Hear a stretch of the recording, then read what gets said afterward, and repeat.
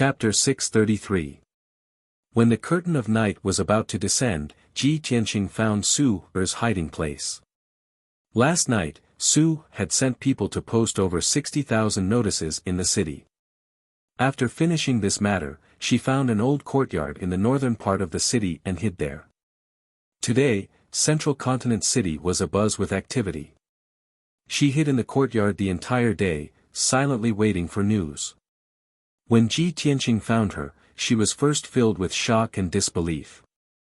However, she quickly calmed down, roughly guessing the reason. I hid so well, how could Ji Tianqing find me so quickly? It seems like he still doesn't trust me enough, he definitely left some kind of imprint on my body. Or perhaps, his influence is extremely great, so he could easily find my tracks. Regardless of the result, it made Su Er feel a bit of restraining fear towards Ji Tianqing's methods. Ji Tianqing saw that her attitude was a bit vigilant and restraining fear, so he went straight to the point. Miss Su Er, you've done very well. Right now, the citizens of the city are all discussing the Duanmu family and the Duanmu Feiyu.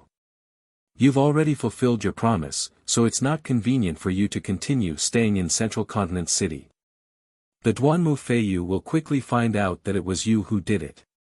When the time comes, they will definitely hunt you down and kill you. However, don't worry, I will think of a way to send you out of the city to a safe place. Su Er was also secretly thinking about how to quietly escape Central Continent City.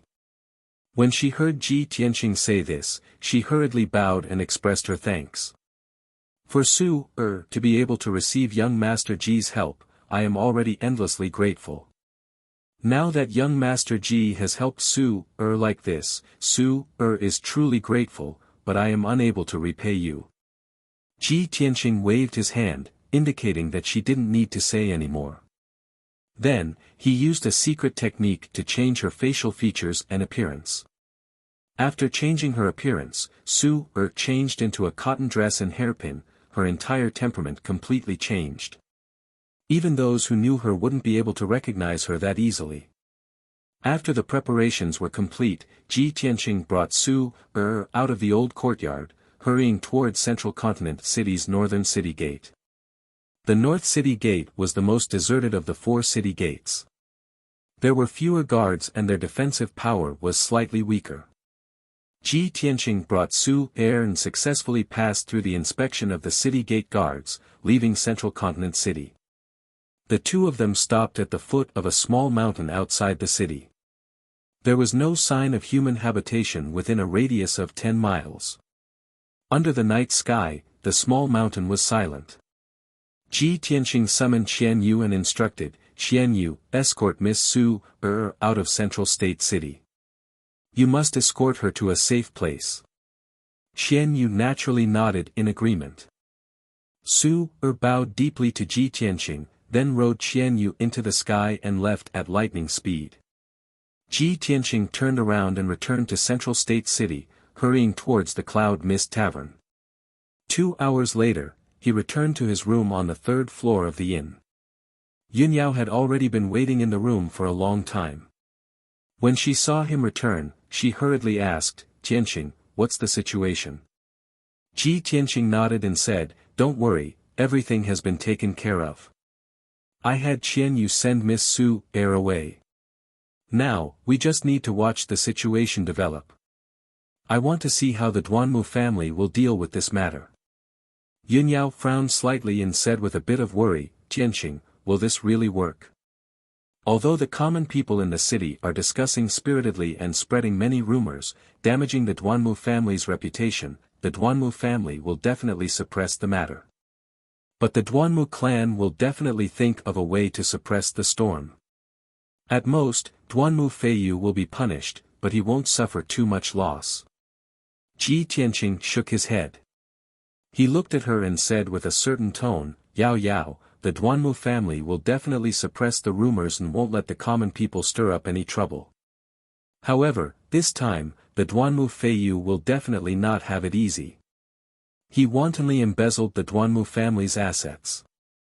Even if the Duanmu Huang turns a blind eye and doesn't punish him, what about Duanmu Yulong's mother? As the saying goes, a mother's status depends on her son.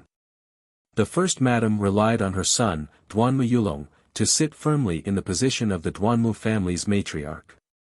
Now that Duanmu Yulong is dead, Duanmu Feiyu is happy and wants to replace Duanmu Yulong's position. How can the first madam swallow this anger? Whether it's for her own position or to vent her anger, the first madam will not let the Duanmu Feiyu go. After listening to his analysis, Yun Yao nodded in agreement. Yes, that's true. Actually, it's not just the Duanmu family. All the great families have this kind of problem. In order to fight for power and fame, brothers turn against each other and the madams of each branch scheme against each other. Even the maids and servants have to form cliques and suppress each other. Speaking of this, Yun Yao's tone was a little emotional. It seemed like she was deeply touched. Ji Tianqing looked at her and asked with concern, "What's wrong? Could it be that you also have this kind of trouble in Cloud Soul Palace?" Yun Yao nodded and said, "Cloud Soul Palace is not an immortal's cave abode. Of course, it's not an exception. However, I have always kept a respectful distance from scheming against each other. Those things are handled by my mother. Also, I rarely stay in Cloud Soul Palace. None of the children of the same generation have bad blood with me. At least, no one dares to scheme against me." Ji Tianqing smiled and said in a playful tone, "Don't worry. If anyone dares to scheme against you, I will settle the score with them one by one." Yun Yao rolled her eyes at him. Don't bother with these trivial matters. You can't delay your cultivation. Right, what do you plan to do next?"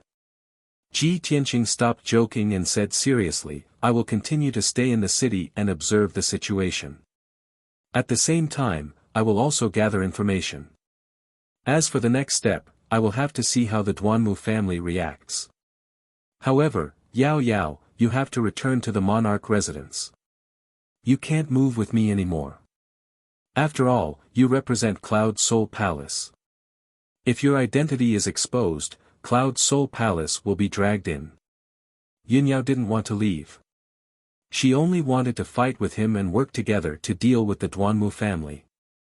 However, what Ji Tianqing said was very reasonable, and it was a very important matter. She pondered silently for a while and could only nod in agreement. "All right, then I will return to the monarch residence tonight. However, you have to be careful. No matter what, you have to put your own safety first. If you need any help in gathering information, just tell the Hidden Cloud Pavilion to do it." The Yun family's Hidden Cloud Pavilion is spread throughout the cities of Central State. There are branches in every city. Yun Yao warned Ji Tianqing before quietly leaving the Cloud Mist Inn.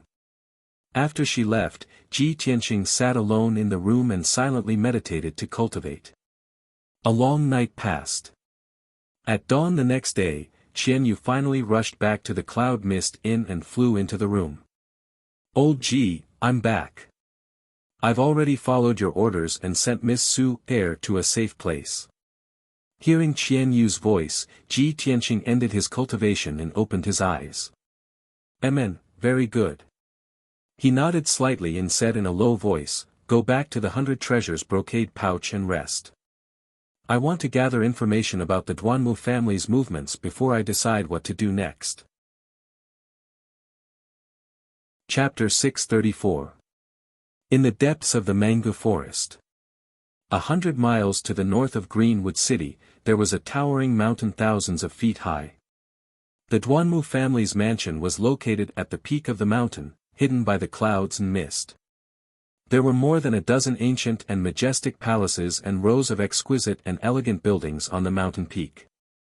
The Greenwood Palace facing the plaza at the peak of the mountain was the Duanmu family's main palace and meeting hall.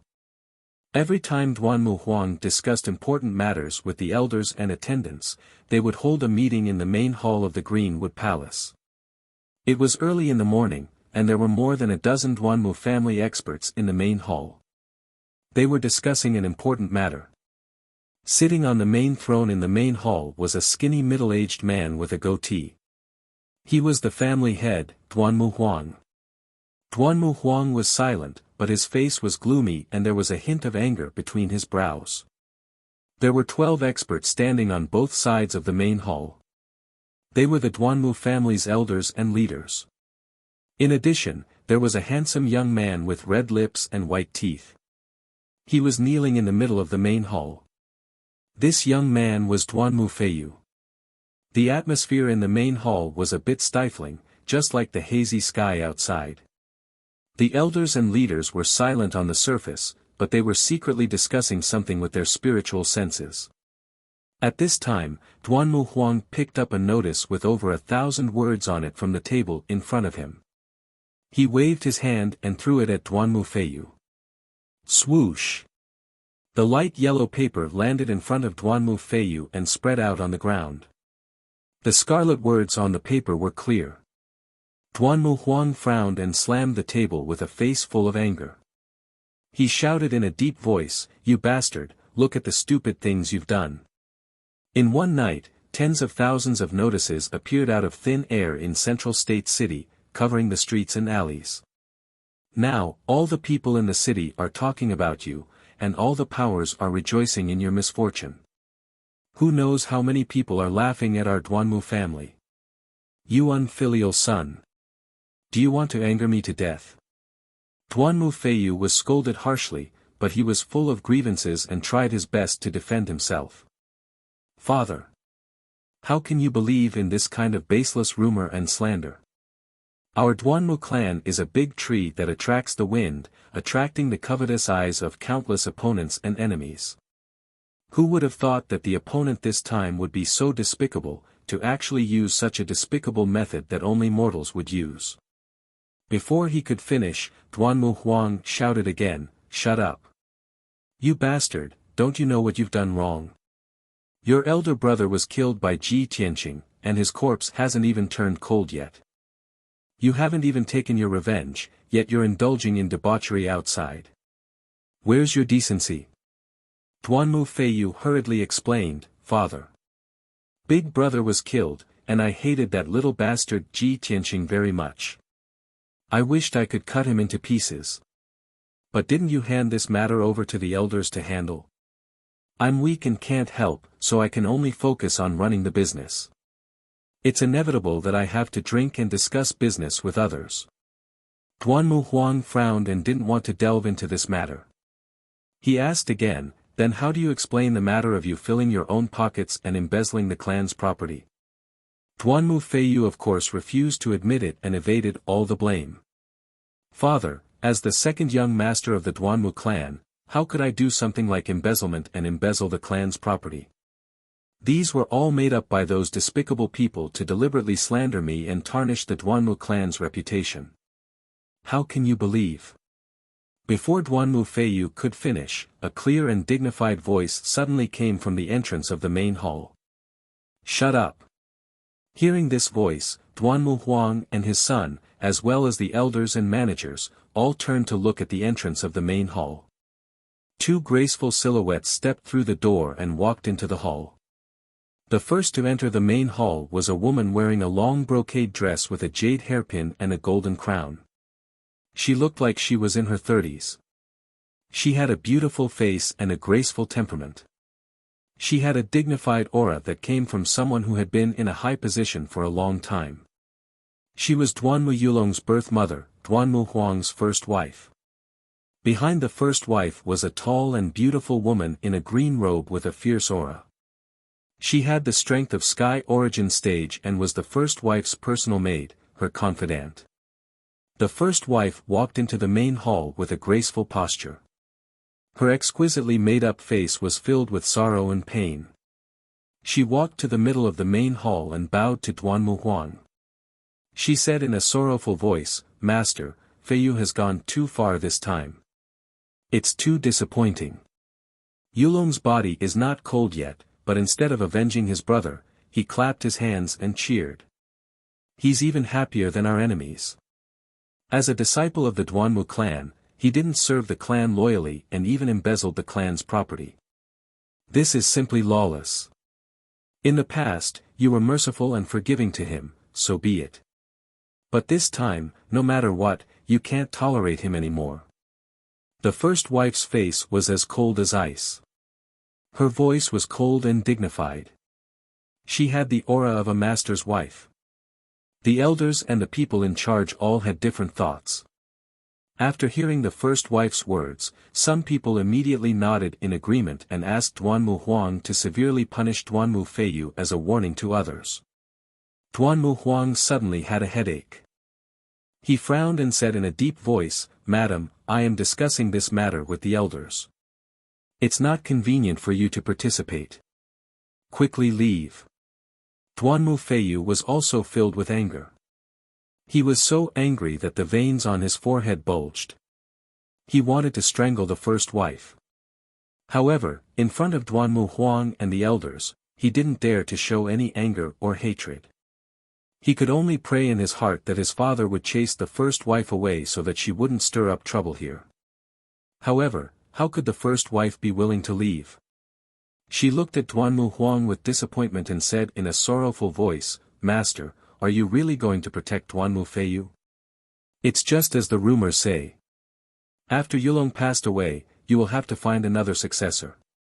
I, as the master's wife, will become dispensable. Since that's the case, why don't you just give the order to demote me to a concubine and promote the second wife to the master's wife?" The first wife's tone was truly heartbroken and disappointed. She looked as if she had nothing left to live for. Duanmu Huang immediately frowned and shouted in a deep voice, "Nonsense. This matter hasn't been investigated yet. I am discussing it with the elders. Why are you interfering?" He looked at the first wife's servant and ordered, "Qing Zhu, immediately take the first wife back to her room to rest." However, Qing Zhu was unmoved. The first wife took out a stack of account books and files from her sleeves and said with a cold smile, "Master, I already guessed that you would be kept in the dark by Duanmu Feiyu and believe that he is innocent. Therefore, I have already sent people to investigate the evidence of Duanmu Feiyu embezzling the family's properties. There were 6 books of accounts and files. Every single property that Duanmu Feiyu had embezzled over the past few years was recorded clearly in the books." Chapter 635. When First Madam's voice fell, the entire hall fell silent. Everyone's expression changed as they looked at First Madam with complicated expressions. Duanmu Huang's brows were tightly knitted together as he stared at the account books and files on the table. He didn't reach out to take them. He understood First Madam's personality and methods very well. Since she had boldly barged into the hall and dared to take out the evidence in front of everyone, she must have absolute confidence. He didn't need to look at the account books and files to know that there must be irrefutable evidence. It was obvious that First Madam had seized this opportunity and wouldn't give Duanmu Feiyu a chance to turn the tables. The elders and leaders on both sides of the hall were exchanging glances and secretly communicating with each other through voice transmission. Some of them acted as if this matter didn't concern them and looked on coldly, while others rejoiced in Duanmu Feiyu's misfortune and waited for him to be punished. The leaders who supported Duanmu Feiyu had dark looks in their eyes and didn't dare to plead for leniency or dissuade First Madam. Duanmu Feiyu's face was deathly pale as he glared angrily at First Madam's back. His eyes were burning with rage. First Madam had criticized him in the past, but she had only reprimanded him verbally and hadn't really done anything to him. He had never imagined that First Madam would be serious this time and investigate his crimes so quickly. She wanted to kill him in one move. At this moment, Duanmu Feiyu finally realized what kind of scheming, power, and methods First Madam, as the matriarch of the clan. 10 breaths of time passed, but the hall was still silent. Duanmu Huang had no choice but to express his stance. He picked up the account books and files on the table and flipped through a few pages symbolically. The contents of the records were each more shocking than the last. His expression grew darker and darker until it was as cold as ice. Bang! Duanmu Huang slammed the account books and files on the table and looked angrily at Duanmu Feiyu. He cursed in a low voice, "You unfilial son. You're so disappointing. His heart was filled with rage, but more than that, he was exasperated at the fact that he had failed to live up to his expectations. He hated Duanmu Feiyu for being unambitious, greedy for pleasure, and committing crimes. Moreover, he was unbearably stupid, without scheming or shrewdness. He didn't even know that he had been schemed against. Duanmu Feiyu didn't dare to quibble anymore. He quickly knelt on the ground and kowtowed, begging for mercy, "Father. I know I was wrong. When I was young and frivolous, I did indeed do many wrong things. However, please give me a chance to turn over a new leaf. I will definitely turn over a new leaf and turn over a new leaf." Before he could finish, Duanmu Huang interrupted him and ordered in a deep voice with an expressionless face, "Duanmu Feiyu, I can ignore all the crimes you commit outside, including murder and arson. But as my son, you've stuffed your own pockets and embezzled the family's assets and resources. This is an unforgivable crime. I will definitely not protect you. Today, I will punish you according to the family rules. From today onwards, I will take back all the power you have in your hands and remove you from your position. I punish you with 90 lashes and send you to the reflection cliff at the back of the mountain to reflect on your mistakes for a year. In addition, you are not allowed to interfere with the family's businesses for 5 years." After announcing the punishment, Duanmu Huang stared at Duanmu Feiyu and shouted with a dignified expression, "Later, you will go to the punishment hall to receive your punishment. If you dare to complain, the number of lashes will be doubled." Duanmu Huang's punishment for Duanmu Feiyu could not be considered heavy, but neither could it be considered light. 90 lashes, 1 year of reflection, 5 years of not being allowed to interfere with the family's businesses. These were all insignificant punishments. The real punishment that caused Duanmu Feiyu to fall from the clouds to the abyss and lose his power and status was the removal of his position and power. In the past, he was the second young master of the Duanmu family and controlled the businesses of more than 20 cities. He had great wealth and power in his hands and many powerful people under his command. But from today onwards, he could only be an idle young master and obediently stay at home to cultivate. He would never be able to stir up trouble again. After everyone heard Duanmu Huang's punishment, they all revealed complicated expressions. First, Madam had achieved her goal, so of course she was satisfied. She bowed to Duanmu Huang and said, "Master is indeed fair and just. Such a decision is enough to convince everyone." After she finished speaking, she bowed to Duanmu Huang and left the main hall with Qin Zhu. Some of the elders and leaders rejoiced in Duanmu Feiyu's misfortune, while others secretly sighed. However, no one dared to oppose Duanmu Huang's decision, and no one pleaded for Duanmu Feiyu. Duanmu Feiyu knelt in the main hall with a pale face. His heart was filled with anger and despair, and his whole body trembled. But what was done could not be undone. He could only suppress his anger and silently stand up. He bowed to Duanmu Huang and left the main hall. 2 hours later, Duanmu Feiyu staggered out of the torture chamber. He was supported by 2 attendants and struggled to walk back to his residence. Just now, he had suffered 90 lashes in the torture chamber. He was in so much pain that he wished he was dead. The torture chamber used the wind, fire and thunder whip, a heavenly origin level magic weapon. Every lash of the whip contained the violent and fierce power of wind and thunder. It was like the cutting of a sword, causing people to be in so much pain that they wished they were dead. Even though Duanmu Feiyu was at the heavenly origin level, after 90 lashes, his skin and flesh were lacerated and he was dripping with blood. The pain that seeped into his bone marrow still made him shudder when he thought about it. He limped along the bluestone path. His face was as white as paper and his mind was very weak. He looked very miserable. On the way back to his residence, he was cursing fiercely in his heart. "First Madam, that damn thing. She is too vicious. I didn't expect her to be so vicious. If she hadn't hit me while I was down, how could I have ended up like this? And that bastard who put up notices all over the city to secretly plot against me. Don't let me find out who you are. Otherwise, I will cut you into 8 pieces and burn your bones to ashes. Duanmu Feiyu did not blame Duanmu Huang for making such a decision. He knew that his father, Duanmu Huang, was already doing his best to protect him. This punishment was not excessive. He only hated First Madam for taking the opportunity to make things difficult for him. He hated the person who was plotting against him even more. After a while, Duanmu Feiyu returned to his residence.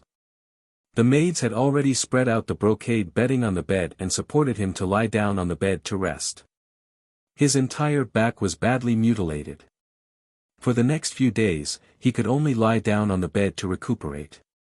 A middle-aged pharmacist hurried over and hurriedly treated his wounds.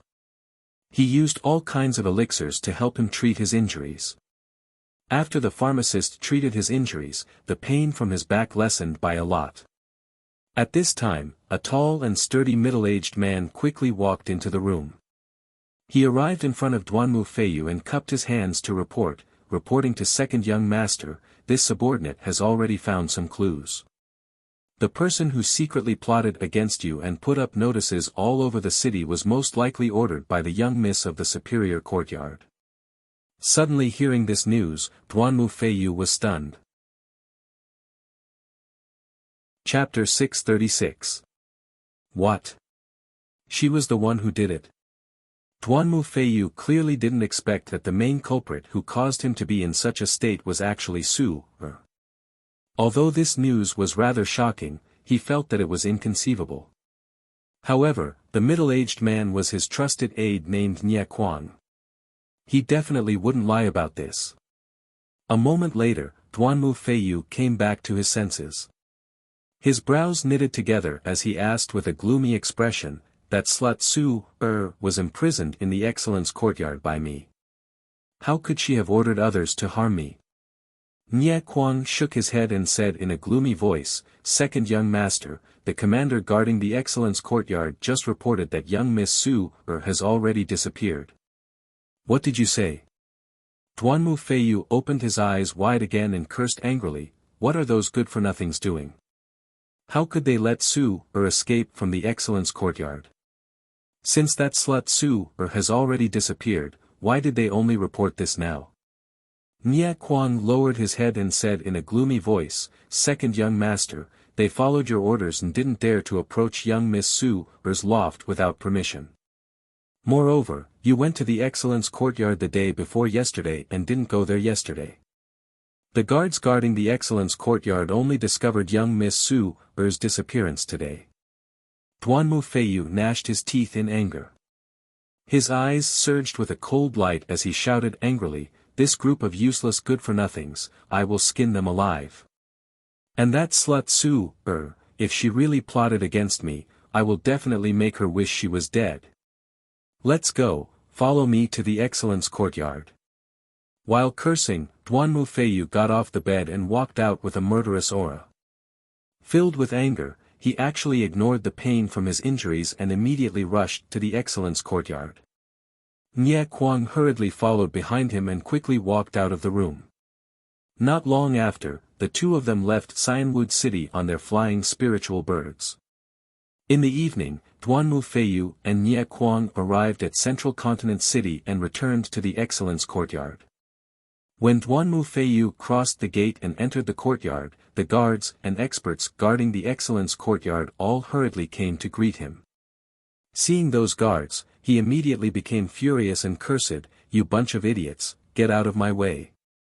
The guards were so scared that they knelt on the ground and begged for mercy. Duanmu Feiyu ignored them for now and brought Nie Kuang to Su Er's loft. However, the loft was already empty. Duanmu Feiyu searched both upstairs and downstairs, but there was no sign of Su Er. Reality proved that Su had indeed escaped from the superior courtyard long ago. Unfortunately, the guards didn't notice any abnormalities, and the superior courtyard's defensive array was also intact. Duanmu Feiyu returned to the courtyard and looked at the guards with eyes as cold as ice, containing a biting cold murderous intent. You pieces of trash, what's the point of this young master raising you? If it weren't for your stupidity, would I have been harmed like this? Duan Mufeiyu cursed a few times with a venomous tone, then ordered Nie Kuang behind him, "This young master doesn't want to see these damned pieces of trash again. Kill them." Following his words, Nie Kuang's entire body burst forth with cold murderous intent, and he expressionlessly pounced on the guards. Those guards were immediately scared out of their wits. Some wept bitterly and begged for mercy, some fled in horror, and some resisted in despair. However, these guards were only at the origin core stage. How could they block Nie Kuang, who was at the 4th level of Sky Origin stage? Following a series of muffled bangs and screams, several corpses immediately appeared in the courtyard. Several pools of blood and severed limbs were scattered on the ground, and the air was filled with the thick stench of blood. The remaining guards who fled in panic didn't manage to escape from the superior courtyard. After all, the entire courtyard was enveloped by the Sky Origin Great Formation. They simply couldn't escape. The commotion and aftermath of the battle in the courtyard also wouldn't spread. Not long after, Nie Kuang killed all the guards and returned to Duan Mufeiyu's side, his body covered in blood. "Second young master, everything has been taken care of." Nie Kuang cupped his hands in salute and reported in a low and cold voice. Duan Mufeiyu didn't pay attention to him. His eyes were gloomy as he looked outside the gate, and the corners of his mouth hooked up into a cold smile. He muttered to himself, that bitch, so what if she escaped from the superior courtyard? Did she really think she could escape from this young master's palm? After he finished speaking, he waved his hands and used a secret technique to sense the aura and location of the Golden Moon magical bracelet. After about half an hour, Duan Mufeiyu found the result of his probing, and immediately revealed a trace of murderous intent. "Humph! You actually escaped from Continent Center City? Since you've already chosen a place to bury your bones, this young master will send you to your death." After he finished speaking, Duan Mufeiyu left the superior courtyard with Nie Kuang, and rushed as fast as lightning to the southern city gate. After an hour, the two of them passed through the city gate and left Continent Center City, continuing to fly towards the mountain range in the south. Duan Mufeiyu had just discovered that the aura of the Golden Moon magical bracelet was in a mountain range in the southern suburbs of Continent Center City.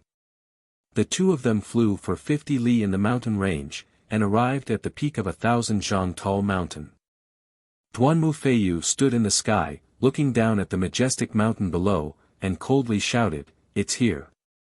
He landed on the mountain peak with Nie Kuang, and once again used a secret technique to search for traces of the Golden Moon magical bracelet. After 100 breaths of time, Duan Mufeiyu sensed the exact location of the Golden Moon magical bracelet. It was about 2 li in front of him. He hurriedly rushed over with Nie Kuang. Whoosh! Whoosh! The two of them passed through the forest as fast as lightning, and after flying for 2 li, they arrived at the cliff of the mountain peak. As soon as Duan Mufeiyu flew out of the dense forest, he saw a wide grassland in front of him, and at the end of the grassland was a cliff.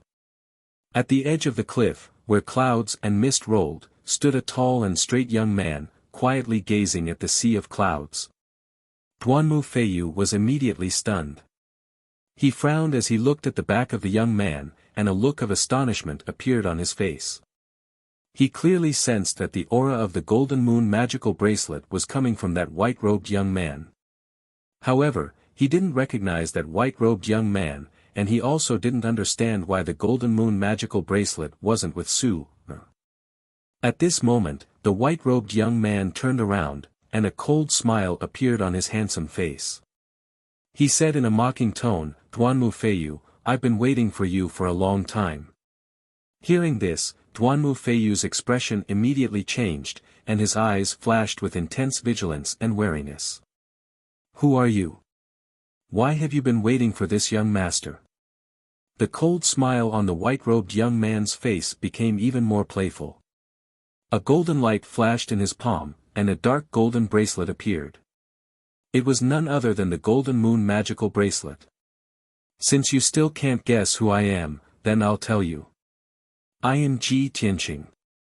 Duanmu Feiyu's expression changed again, and a thick murderous intent appeared in his eyes. You're Ji Tianqing. The golden moon magical bracelet is actually in your hands. Was it you who saved that bitch Su, or? Chapter 637. Duanmu Feiyu wasn't an idiot. When he heard the words Ji Tianqing and saw the golden moon magical bracelet in Ji Tianqing's hand, he understood everything. Previously, he was still very doubtful. With Su Er's strength, it was impossible for her to escape from the superior courtyard.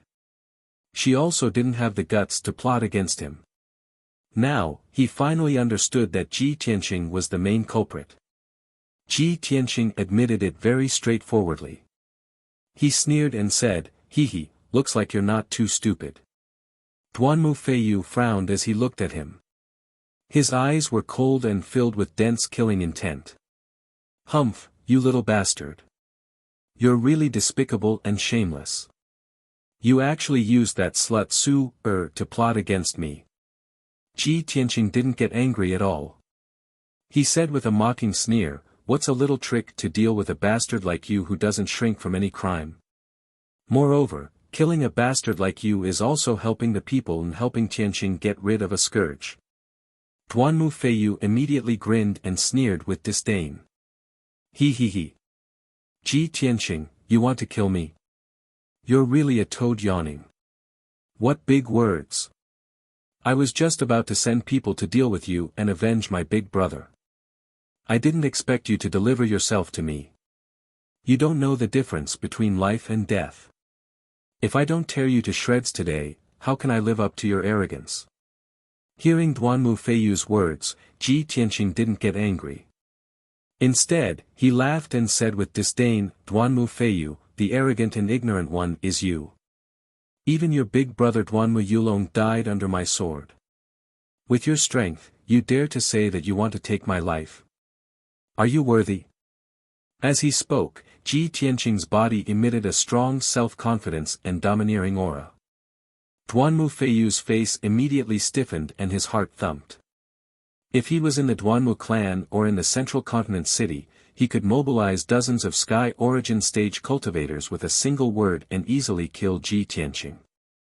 However, he wasn't in the central continent city right now. There was only Sky Origin stage 4th layer Nie Kuang by his side. If they really fought, the situation wouldn't be good. Thinking about this, Duanmu Feiyu's expression became serious and a trace of regret appeared in his heart. Damn it! I was so angered by that slut Su Er that I lost my head and actually came out of the city so recklessly. Ji Tianqing, that little bastard, not only did he not hide after killing my big brother, he even dared to take the initiative to plot against me. He wants to kill me, what should I do? Duanmu Feiyu was thinking about how to escape, but he didn't look scared. He shouted with a murderous look, "Ji Tianqing, no matter how powerful you are only at the 3rd level of Sky Origin stage. Do you think you can defeat the two of us? Stop dreaming. Prepare to die." While shouting angrily, Duanmu Feiyu took out a dark cyan treasured saber. He unleashed all of his power and slashed at Ji Tianqing. Sky sweeping waves. The Sky Origin stage dark green treasured saber emitted a dazzling blue light. It condensed into 4 huge saber lights that were 30 meters long and slashed at Ji Tianqing's head. In an instant, the grass within 100 meters was covered by the blue light. The air was filled with bone-chilling coldness. While Duanmu Feiyu was attacking, Nie Kuang had already held his 2 mountain-splitting axes. He roared with a murderous aura and used his ultimate killing move. He used all his strength. His body expanded to twice its original size. His whole body was emitting a violent murderous aura. Moon-shattering slash. Nie Kuang waved his black mountain-splitting axes and fiercely slashed out 6 fierce golden axe shadows. Suddenly, Ji Tianqing's figure was covered by the saber lights and axe shadows. He was like a small boat in a huge wave that could capsize at any time. Although Nie Kuang and Duanmu Feiyu were not as strong as the princes of the imperial residence, they still had the power to split mountains and rivers. They could not be underestimated.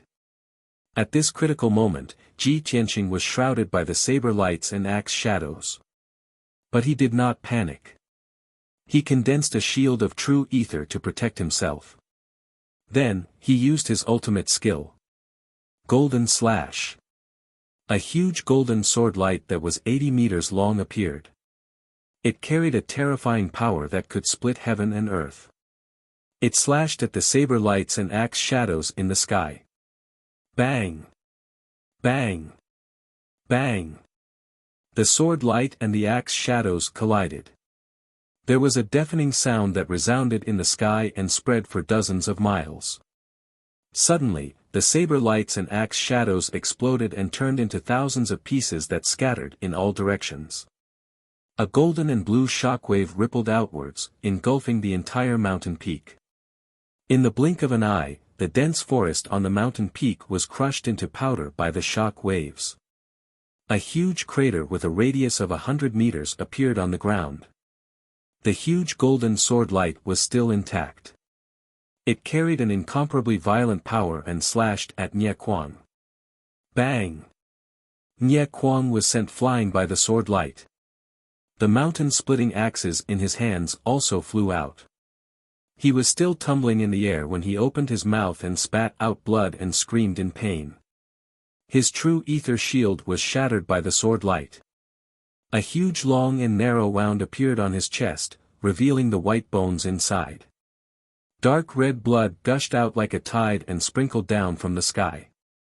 Duanmu Feiyu had long expected that he and Nie Kuang were no match for Ji Tianqing. They were bound to lose this battle. Therefore, when he was sent flying and saw Nie Kuang heavily injured, he turned and ran without hesitation.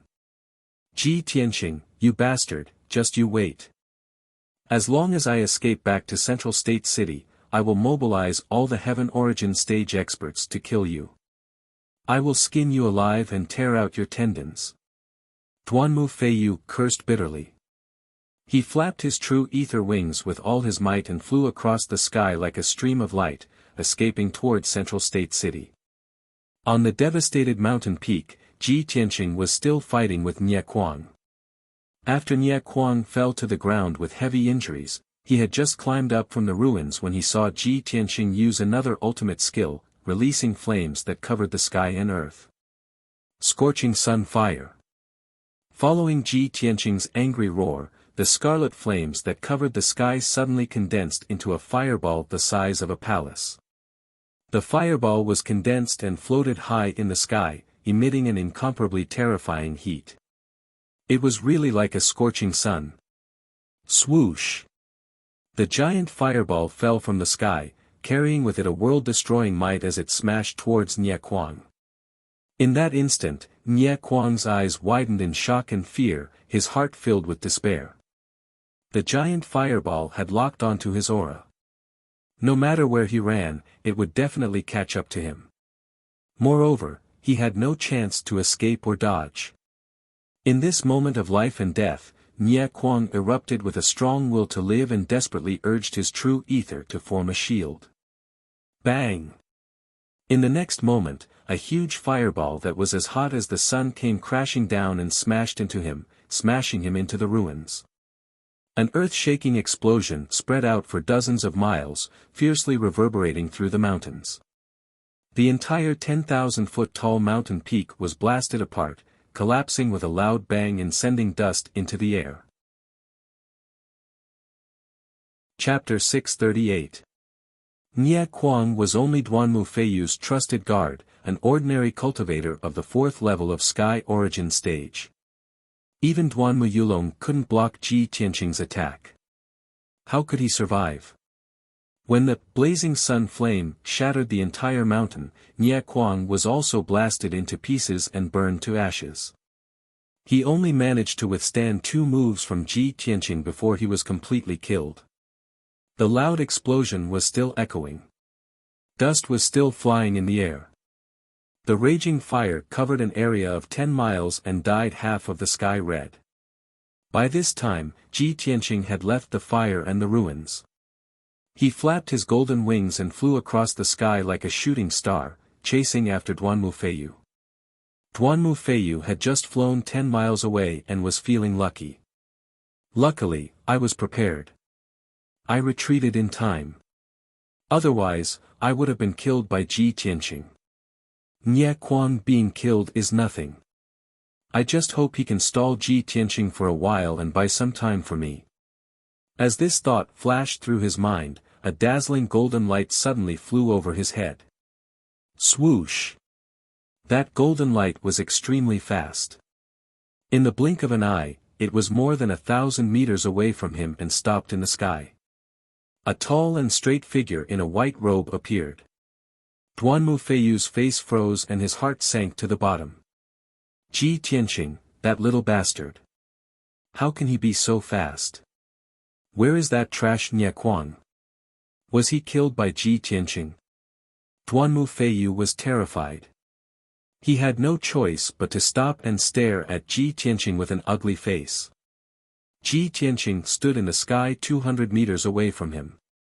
He sneered and said, Duanmu Feiyu, since I have lured you out, I will not let you go back.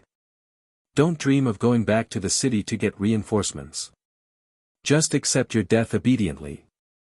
Duanmu Feiyu's brows were tightly knitted. There was some fear in his heart as he shouted, Ji Tianqing. Although you killed my big brother, I have no enmity with you. Why do you want to kill me? Ji Tianqing curled his lips and said with a cold smile, no enmity between us. I already have a blood feud with your Duanmu clan, so it's impossible for your Duanmu clan to let me off no matter what. Do you dare to deny that your father did not plan to assassinate me? Moreover, even if there is no enmity between us, I will still kill you. Just treat it as a punishment for evil, and on behalf of Tianqing. Duanmu Feiyu was immediately filled with grief and indignation. She was so angry she almost spat out blood. Ji Tianqing, this place is only 30-something li away from Central State City. If you dare kill me, you will definitely alarm countless experts in the city. By then, when the experts of my Duanmu clan arrive, you will be dead for sure.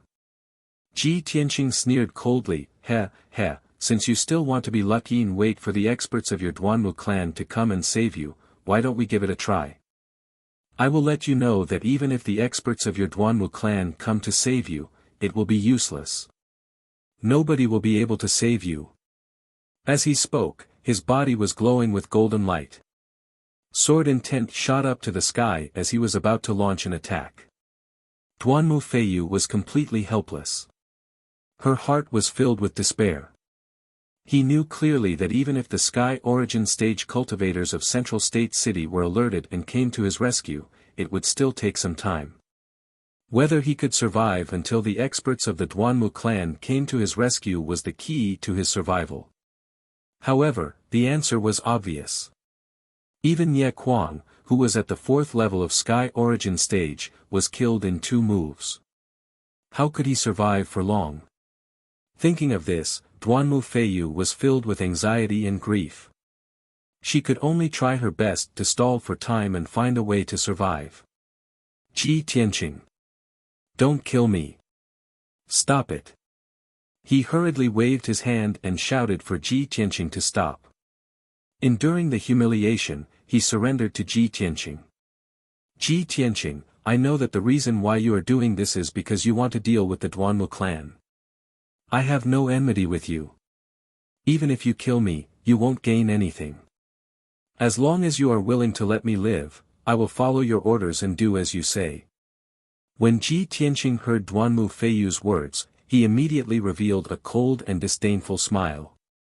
Duanmu Feiyu, don't say such nonsense that is used to coax a 3-year-old child. What a disgrace. If I spare your life, you will immediately gather a large number of experts to deal with me when you return to Central State City. How would you listen to my orders? Duanmu Feiyu's expression changed. He swallowed the second half of his sentence. Ji Tianqing was right. That was exactly what he planned to do. Begging for mercy was only a temporary measure. As long as he returned to Central State City, he would definitely crazily retaliate against Ji Tianqing. Duanmu Feiyu's lie was instantly seen through by Ji Tianqing. He hurriedly explained, Ji Tianqing, I can tell you a secret of the Duanmu clan to show my sincerity in begging for mercy. This information is a core secret of our Duanmu clan. Only a few people know about it. Hearing his words, Ji Tianqing lowered his hands as expected. His eyes indifferently looked at him.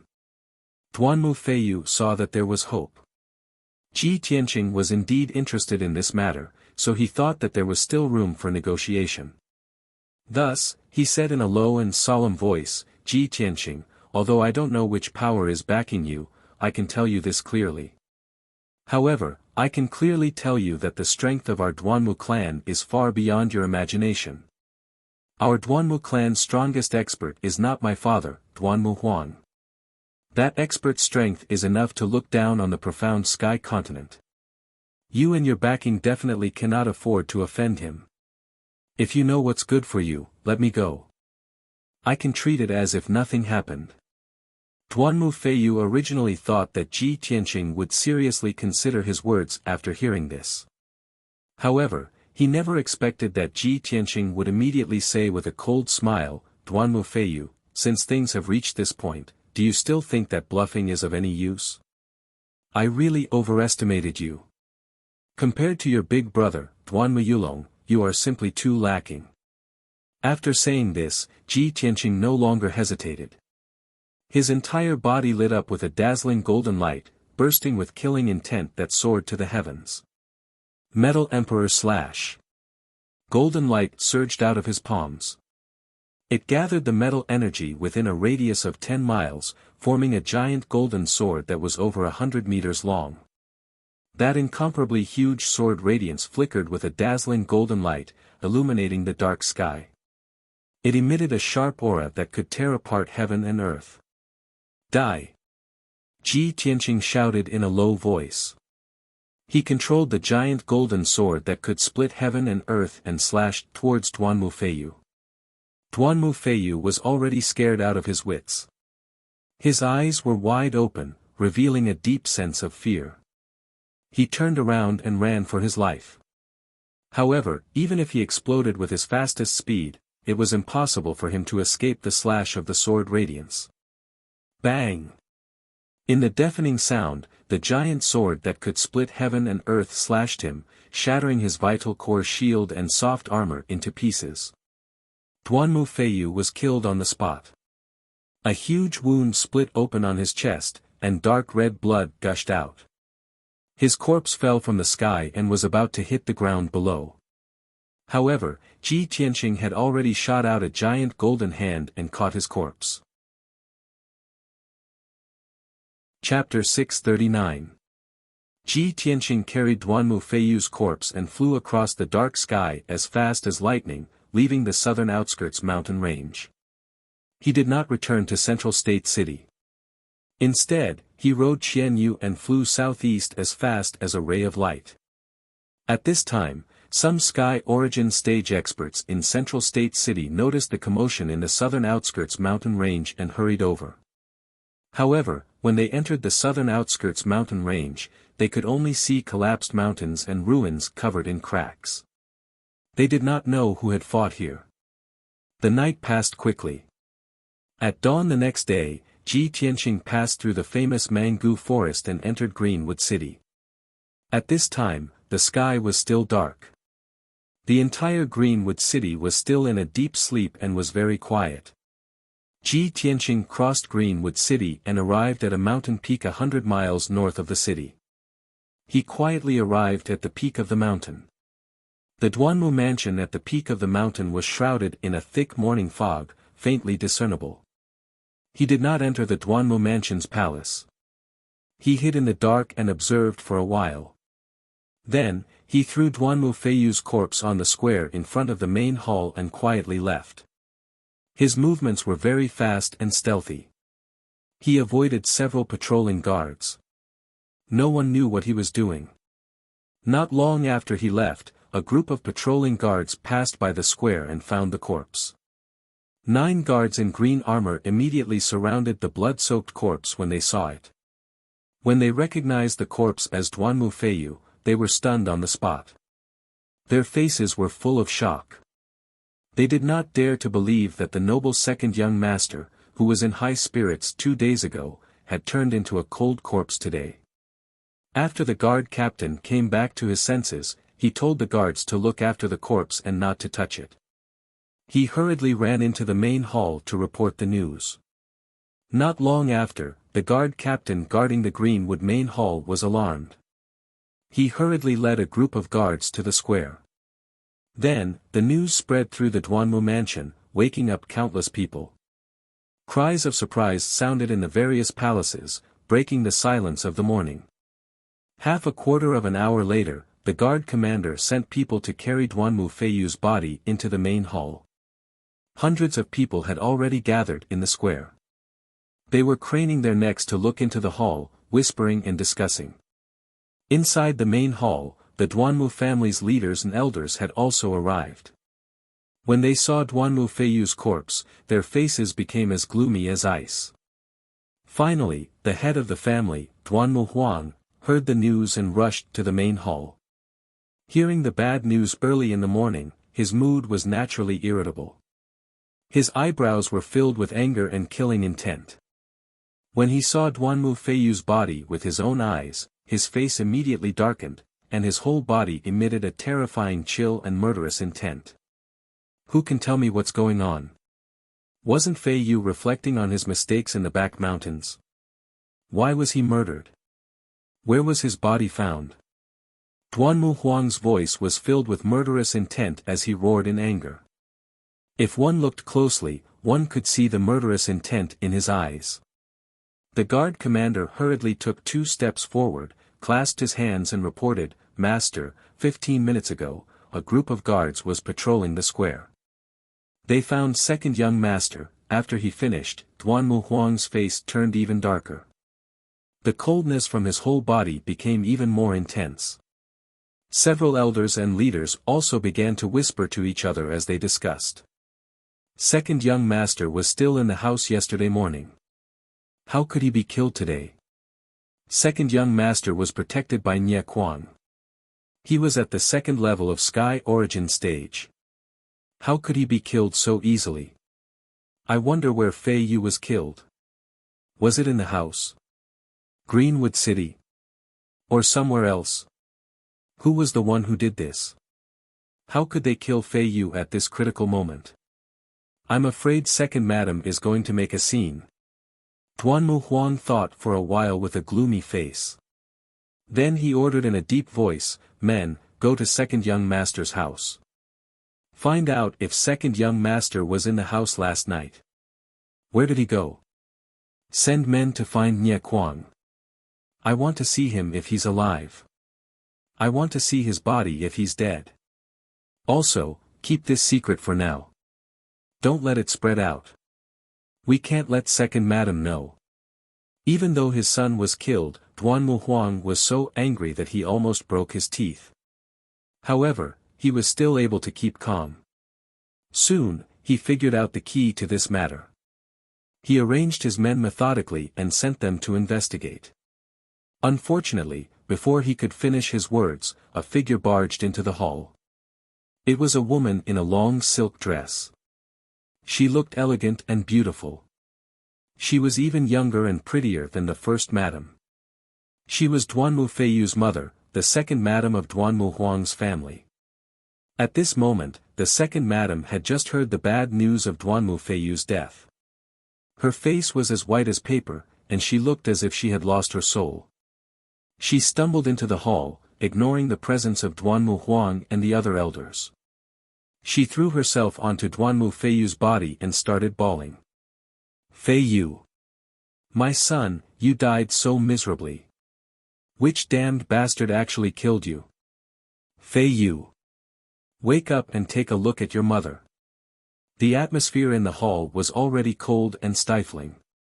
When the second madam's heart-wrenching cries rang out, everyone's hearts tightened and their bodies turned cold.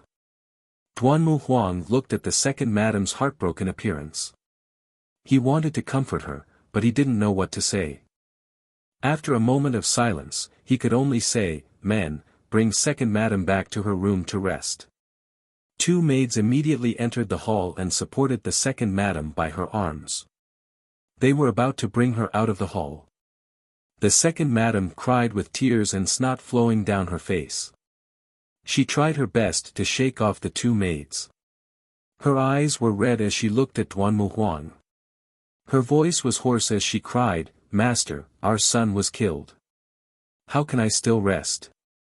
Fei Yu was my life. Now that he's dead, I don't want to live anymore." Duanmu Huang quickly comforted her, "Madam, calm down. I'm sending people to investigate. I'll definitely get to the bottom of this. No matter who did it, if they dared to kill my son, Duanmu Huang, I'll make sure they die without a burial ground. Madam, don't be too sad. Go back and rest. I'll handle this matter." However, the second madam didn't listen to his comforting words. She sneered as if she had gone crazy. "Get to the bottom of this? What's there to investigate? Who wanted to kill Fei Yu? Don't tell me everyone doesn't know. Her son was killed, so she couldn't bear to see me living well. She thought of ways to deal with Fei Yu and caused my son's death as well. The first madam's heart is so vicious. She's simply inhumane." As soon as she said that, the entire hall was shocked. Everyone's expression changed. Duanmu Huang's pupils contracted. He quickly shouted, "Shut up. Don't talk nonsense here." The second madam only had one son, Duanmu Feiyu. Now that Duanmu Feiyu was dead, she was already disheartened. She no longer had any scruples. She screamed hysterically, "What? Did I say something wrong?" Ever since Duanmu Yulong died, the first madam has been targeting Fei Yu. The day before yesterday, she even took out the evidence of Fei Yu's crime and wanted to kill him. This morning, my son Fei Yu died. How can there be such a coincidence in this world? If it wasn't her, who else could it be? Chapter 640. The heartbroken second madam was crying, making a fuss in the Greenwood main hall. The pain of losing her son had caused her to lose her rationality and become unreasonable and crazy. Originally, she had been riding on the crest of success during this period of time. She had been favored because of the Duanmu Feiyu's status. Not long after, she would gradually replace the first madam and become the Duanmu family's mistress. However, before she could be happy for a few days, the Duanmu Feiyu had been killed. Although she did not know who the murderer was, she was certain that it was the first madam who did it. After all, the first madam was the most suspicious and had the most reason to kill the Duanmu Feiyu. The second madam was not the only one who thought this. The other elders and leaders also had the same thought.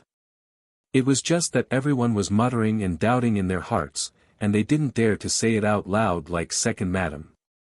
The Duanmu Huang had a headache, but he could not punish the second madam. He could only patiently console her. As the head of the family, he had to deal with things fairly. He could not favor one over the other.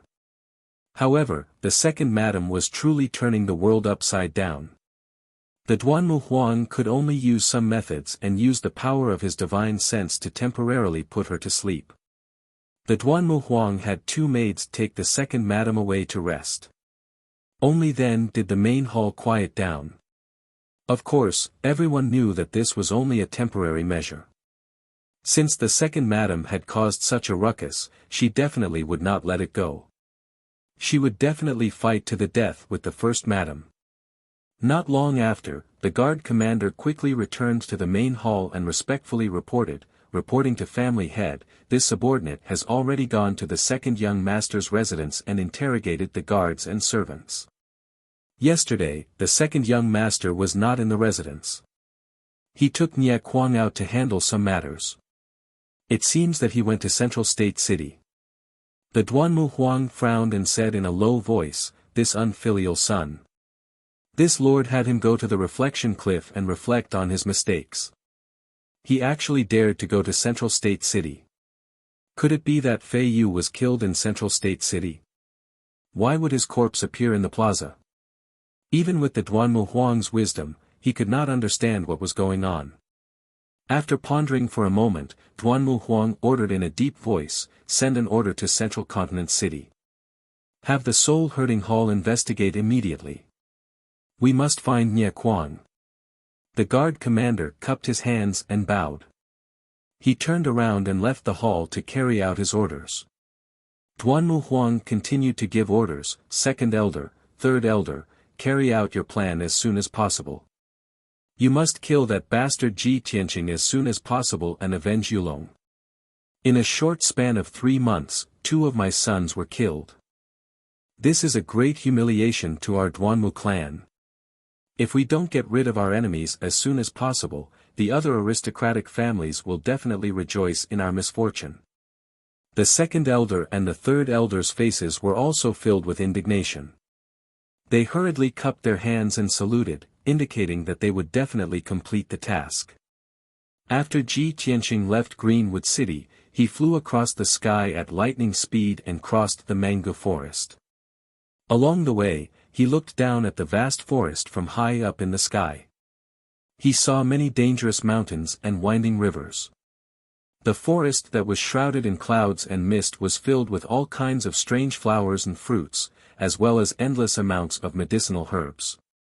This natural herb garden with a radius of 100,000 miles was the biggest reason why the Duanmu clan had prospered for thousands of years. He could not help but think to himself, if there is some way to destroy this mango forest and cut off the Duanmu clan's source of medicinal herbs, it will definitely be a heavy blow to the Duanmu clan.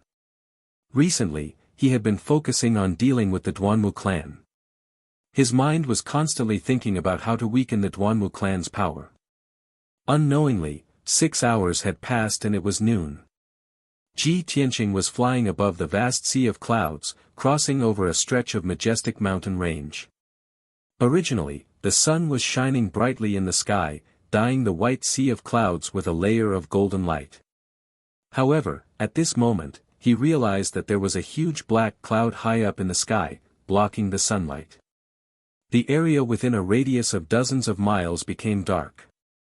Strong winds blew in the sky, blowing the vast sea of clouds and causing them to churn violently.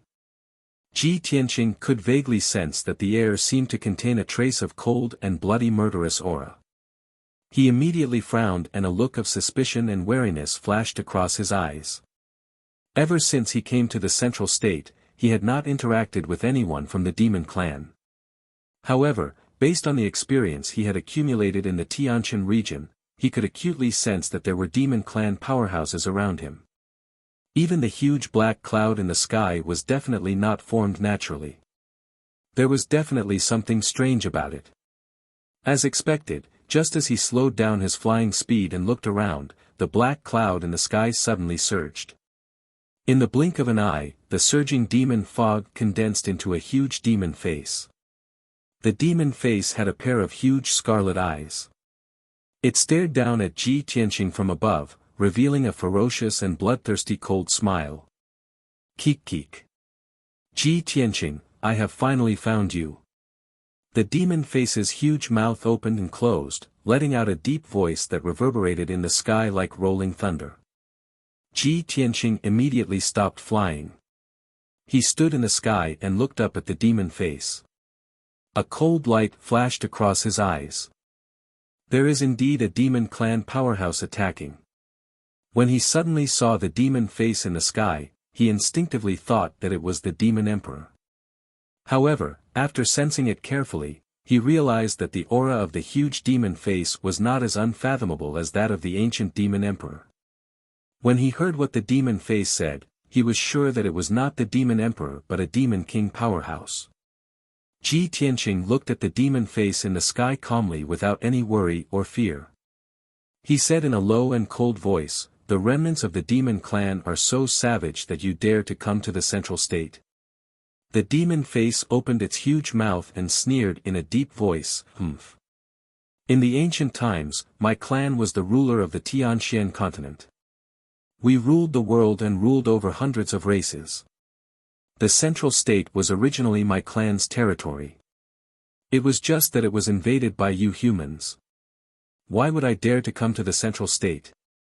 I will kill a lowly worm like you today. Ji Tianqing had heard of some legends from the ancient times and knew that the demon face was telling the truth. However, he was not interested in this question. He sneered with a cold expression, "Cut the crap. Are you avenging the Blood Demon King or working for the ancient demon emperor? Tell me your name. My sword does not kill nameless rats." The demon face opened its mouth and sneered. "Ha ha ha. Who does the Blood Demon King think he is? I am the king of the fierce Wind tribe. I only follow the orders of His Majesty the Demon Emperor. Ji Tianqing, if you know what's good for you, surrender immediately. Don't wait for me to attack. Otherwise, you will suffer." The Demon King of Fierce Wind's tone was full of confidence and arrogance. It was as if victory was in his hands and he already had Ji Tianqing's life in his hands. As his voice fell, the demon cloud that covered the sky spread in all directions. In the blink of an eye, it covered a radius of 10 miles. The demon cloud condensed into a thick black wall of light, forming a huge black ball of light that sealed off the sky within a radius of 10 miles. Chapter 641. The black light barrier was like a huge cage, trapping Ji Tianqing within. Endless demonic aura poured down, filling the entire black light sphere and drowning Ji Tianqing's figure. The demonic aura contained a bone-chilling coldness and a powerful corrosive force. Even though Ji Tianqing's body had been tempered thousands of times, his physical strength and defense were far superior to divine prime experts of the same level. However, after being infected by the demonic aura, he still felt a stabbing pain all over his body, and his skin was corroded black. He quickly channeled his power and condensed a shield with his majestic vital essence to protect his body. However, the vital essence shield could not resist the corrosion of the demonic aura. It was quietly thinning, and its power was rapidly weakening. Ji Tianqing had to constantly consume power to maintain the vital essence shield. Even if the Demon King of Lifeng did not attack, his vital essence would be exhausted after staying in the demonic aura for 2 hours at most. What secret technique is this? How can it be so powerful? He was a little surprised and muttered to himself. At the same time, the Demon King of Liefeng's mocking laughter came from the dark demonic aura behind him. "Ha ha ha. Ji Tianqing, I've been watching you for a long time, and I've made ample preparations before attacking. I've carefully prepared the dark cage for you. As long as you're trapped in it, there's no way you can escape. Are you panicking? Are you afraid? Don't worry, I'll let you slowly taste the pain and despair." Obviously, this dark area with a radius of 10 miles was the dark cage that the Demon King of Lifeng had mentioned. This was a divine prime secret technique of the demons. It was extremely troublesome to perform, and it required the blood essence of hundreds of sacrifices, as well as a lot of resources. However, once the dark cage was successfully performed, its power was extremely terrifying. Ji Tianqing suddenly heard the Demon King of Liefeng's voice. He subconsciously turned his head and looked behind him, his eyes sharp as he searched around. However, there was only endless darkness behind him. There was no one at all. Even if he used his spiritual sense to investigate, he could not find the Demon King of Liefeng's body. As such, even if he wanted to resist, there was no way he could do it. Dark cage. I'd like to see how long your meticulously prepared secret technique can trap me. Ji Tianqing raised his eyebrows, his eyes revealing an unyielding fighting spirit. A cold light flashed in his palm, and a dark sword appeared out of thin air. It was the Black Dragon Sword. 9 heavens dragon soars. Ji Tianqing abruptly unsheathed his sword and slashed out a 40-meter-long cold sword aura, fiercely hacking at the darkness ahead. The giant ice sword lit up with a dazzling sword light, bursting forth with an invincible and terrifying power. It cut through the shroud of the pitch-black demonic fog and slashed into the depths of the darkness. However, this sword slashed through the air and did not cut anything at all. In the blink of an eye, the cold and dazzling sword light was swallowed up by the darkness and disappeared. The dark prison was still intact, and there was no reaction at all. Seeing this scene, Ji Tianqing immediately frowned, and a trace of doubt flashed in his eyes. How could this be? I slashed down with my sword, but there was no reaction at all. Could this dark prison be a large array? Ji Tianqing vaguely felt that it was impossible to break the dark prison with a powerful sword technique. He quickly released his spiritual sense and carefully probed the surrounding situation, trying to find clues about the dark prison and find clues to crack the array. Unfortunately, he could not find any clues after observing for a while with his spiritual sense, nor could he see how the array was constructed. This result made him even more puzzled, and he thought to himself, no. With my attainments in array Dao, even if I can't crack all of the Tianyuan arrays, I should be able to find clues. At least I can detect the existence of the array and sense the power of the array. The Demon King of Lifeng is also at the Tianyuan stage, and it's impossible for him to set up a soul-level array. If this dark prison is a Tianyuan array, I should be able to find clues. Could it be that this is not a large array? Just as Ji Tianqing was calmly analyzing, the Demon King of Liefeng's sneer came from the darkness behind him.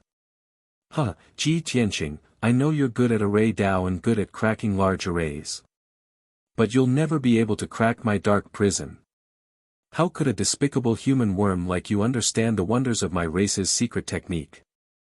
Hearing the Demon King of Liefeng's confident and proud words, Ji Tianqing was immediately sure that the dark prison was not a large array, but a secret technique of the demon race. Moreover, he had been waiting for the Demon King of Lifeng to speak again. When the Demon King of Liefeng's voice sounded, he had already swung the black dragon sword at lightning speed and slashed at the darkness behind him. Swoosh! A giant golden sword appeared out of thin air, bursting with a power that could destroy everything, and slashed at the darkness 100 meters behind him. However, the darkness was empty, and there was only a large mass of dark demonic fog. The giant golden sword slashed at the mass of dark demonic fog with a muffled bang, and was soon swallowed by the boundless darkness without causing any reaction. No matter how powerful Ji Tianqing's sword technique was, it could not threaten the Demon King of Lifeng. It felt like he had punched cotton with all his strength. The Demon King of Lifeng laughed and said in a mocking and pitying tone, "Ha ha ha. You stupid worm, you actually want to take the opportunity to sneak attack me? I've already turned into infinite demonic energy and merged with the dark prison. In this dark prison, I'm the invincible ruler. Your life and death are in my hands." Ji Tianqing's face became gloomier, and the murderous aura in his eyes became more intense. He silently put away the black dragon sword and asked in a low voice, "Demon King of Lifeng, do you dare to fight me fair and square, you coward?" The Demon King of Liefeng's voice sounded in the darkness above his head. "Ji Tianqing, don't try to goad me. It's ridiculous. I don't need to show myself, nor do I need to fight you. I just need to trap you in the prison for 2 hours. After 2 hours, your true yuan will be exhausted, and you will no longer have the power to resist. At that time, you will be at my mercy." Ji Tianqing silently listened to the Demon King of Liefeng's words, but he was not angry and could still remain calm. He analyzed an important piece of information from the Demon King of Liefeng's words. Given the cruel and bloodthirsty nature of the demon race, if the Demon King of Lifeng wanted to kill me, he would not have said so much nonsense to me. It seems that his goal is not to kill me, but to capture me. Ji Tianqing recalled something. Back in the Sky Pillar sect, when the ancient demon emperor had just broken through the seal, he had said something. The ancient demon emperor had said that the sword god's bloodline in his body was the best sacrifice that could help it quickly recover its vitality. Thinking of this, he could roughly guess the Demon King of Liefeng's goal. Chapter 642. Ji Tianqing had already guessed the Demon King Liefeng's intention. However, he could neither escape from the dark cage nor fight the Demon King Lai Feng head-on. Helplessly, he could only fly forward with all his might. He wanted to rush to the edge of the dark cage and find a way to break the barrier. However, after flying for more than 10 miles in the darkness, he still could not reach the edge of the dark cage and return to his original spot. This time, Ji Tianqing was really at his wit's end. He could only circulate his energy to resist the erosion of the demonic qi and try his best to think of a way to escape. The dark cage has a radius of 10 miles. No matter what sword technique I use, I can't break the cage. Since the sword technique is useless, I can only try that magic treasure. Ji Tianqing murmured to himself and immediately took out a square golden seal from his interspatial ring. This was the Domain Lord's golden seal of the Tianqian Domain Lord and a soul-level magic treasure refined by the Emperor himself, the Seal of Mountains and Rivers. Ji Tianqing had never used the Seal of Mountains and Rivers since he obtained it. This time, he wanted to test the power of the Seal of Mountains and Rivers and see if it could help him escape from the Demon King Liefeng's dark cage. Holding the Seal of Mountains and Rivers in his left hand, he waved his right hand with a solemn expression and used a secret technique to control the power of the Seal of Mountains and Rivers. When his right hand shot out beams of true essence into the Seal of Mountains and Rivers, the entire golden seal immediately burst out with a dazzling golden light. Swoosh! The dazzling golden light spread out and formed a 5-meter golden light shield that enveloped Ji Tianqing and protected him. The golden light contained a sacred and powerful power that immediately dispelled the darkness and blocked the erosion of the demonic qi. Ji Tianqing only felt the pressure suddenly reduced and the endless demonic qi in the cage could no longer touch him. At this time, the Demon King Liefeng's voice came from a cloud of demonic qi 100 meters behind him. What kind of treasure is this? The Demon King Liefeng's tone was full of surprise and a trace of fear. Ji Tianqing sneered and shouted in a cold tone, "Of course it's a treasure that will take your life." As his voice fell, his right hand formed a mysterious seal and injected a vast amount of true essence into the Seal of Mountains and Rivers. Open! Ji Tianqing suddenly shouted coldly, activating the Seal of Mountains and Rivers to release a dazzling golden light that covered the sky. The dazzling golden light condensed into a huge pillar of light, which blasted fiercely into the darkness behind him. Boom! The 100-meter-long golden pillar of light carried a destructive power as it pierced through the layers of demonic mist and struck the black light barrier at the edge of the cage. An earth-shattering explosion was heard, and it reverberated fiercely in the dark sky. Several huge cracks appeared on the walls of the cage, spreading in all directions. The entire cage of darkness began to tremble violently, as if it was unable to bear the burden and would collapse at any moment. In the dark prison, the demonic qi and black clouds churned violently.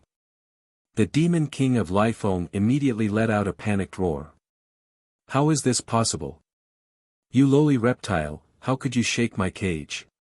Ji Tianqing saw that the power of the Seal of Mountains and Rivers was indeed strong, and his eyes were filled with joy.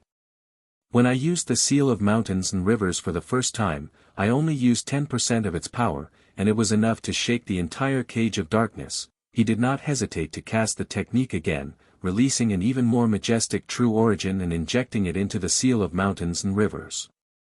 Suddenly, the Seal of Mountains and Rivers released an even more dazzling golden light, which condensed into an even more terrifying golden pillar of light. Boom! The 200-meter-long golden pillar of light instantly pierced through the boundless darkness, and once again struck the barrier of the cage of darkness.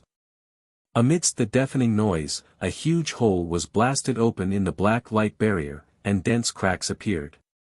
The golden pillar of light passed through the hole and disappeared in the blink of an eye. However, the cracks around the hole were rapidly extending and expanding, causing the entire cage of darkness to be on the verge of collapse. Seeing that the cage of darkness was about to break, the Demon King of Lai Feng could no longer maintain his calm and roared furiously. "Bastard! Little bastard, don't even think about escaping from my suppression." The dozens of demonic clouds hidden in the darkness immediately gathered together and condensed into a 100-meter-tall humanoid beast.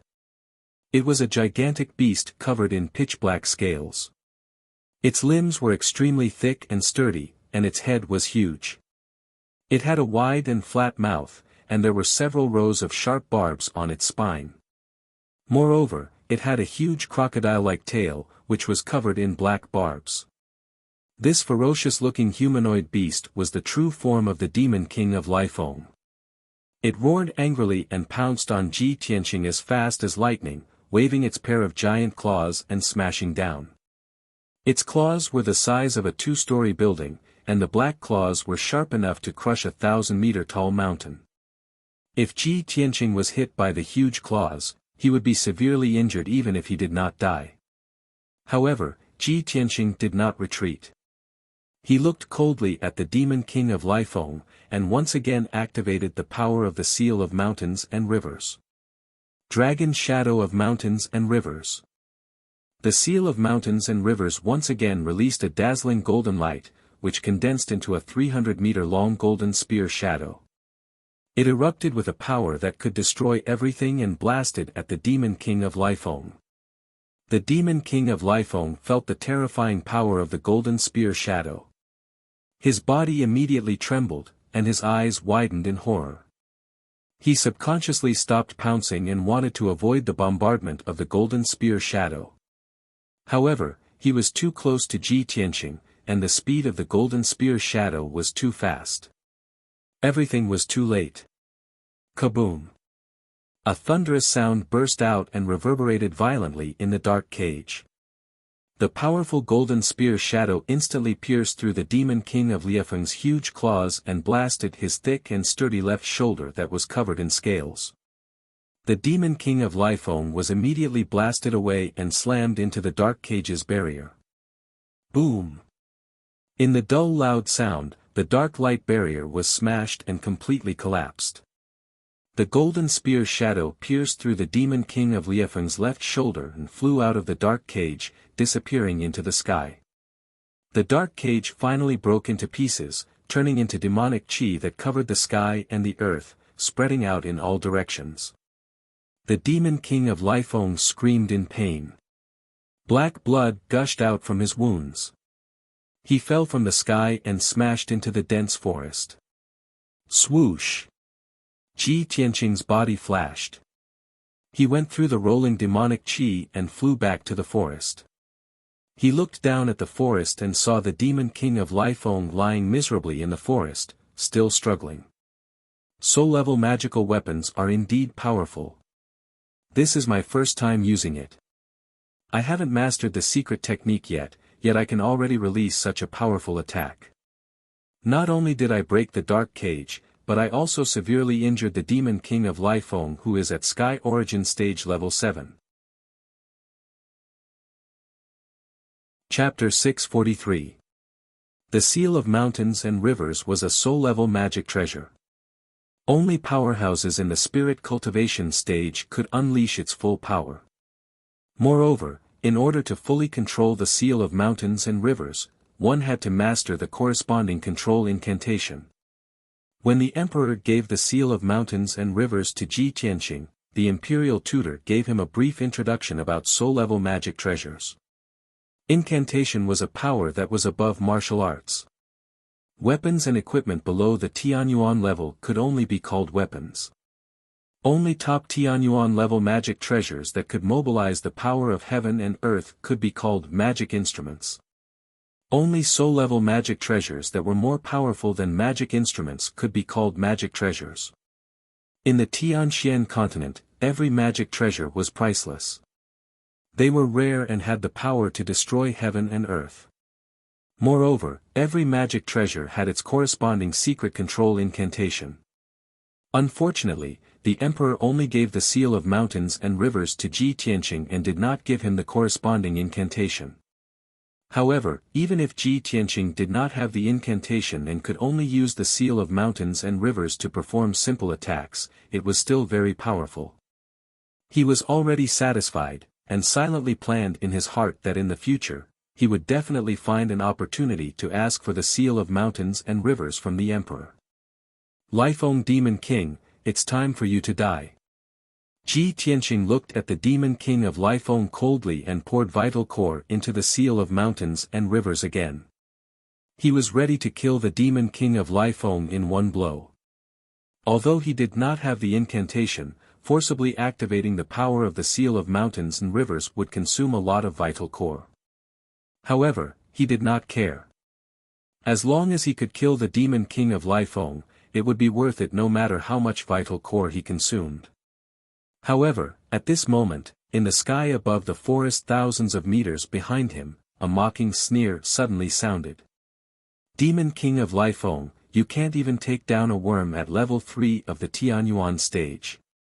How dare you report to the Demon King? Humph. No wonder the Lifeng tribe is getting weaker and weaker. With your abilities and tricks, you should go back to the northern desert. Don't embarrass our tribe. It was a slightly sharp male voice.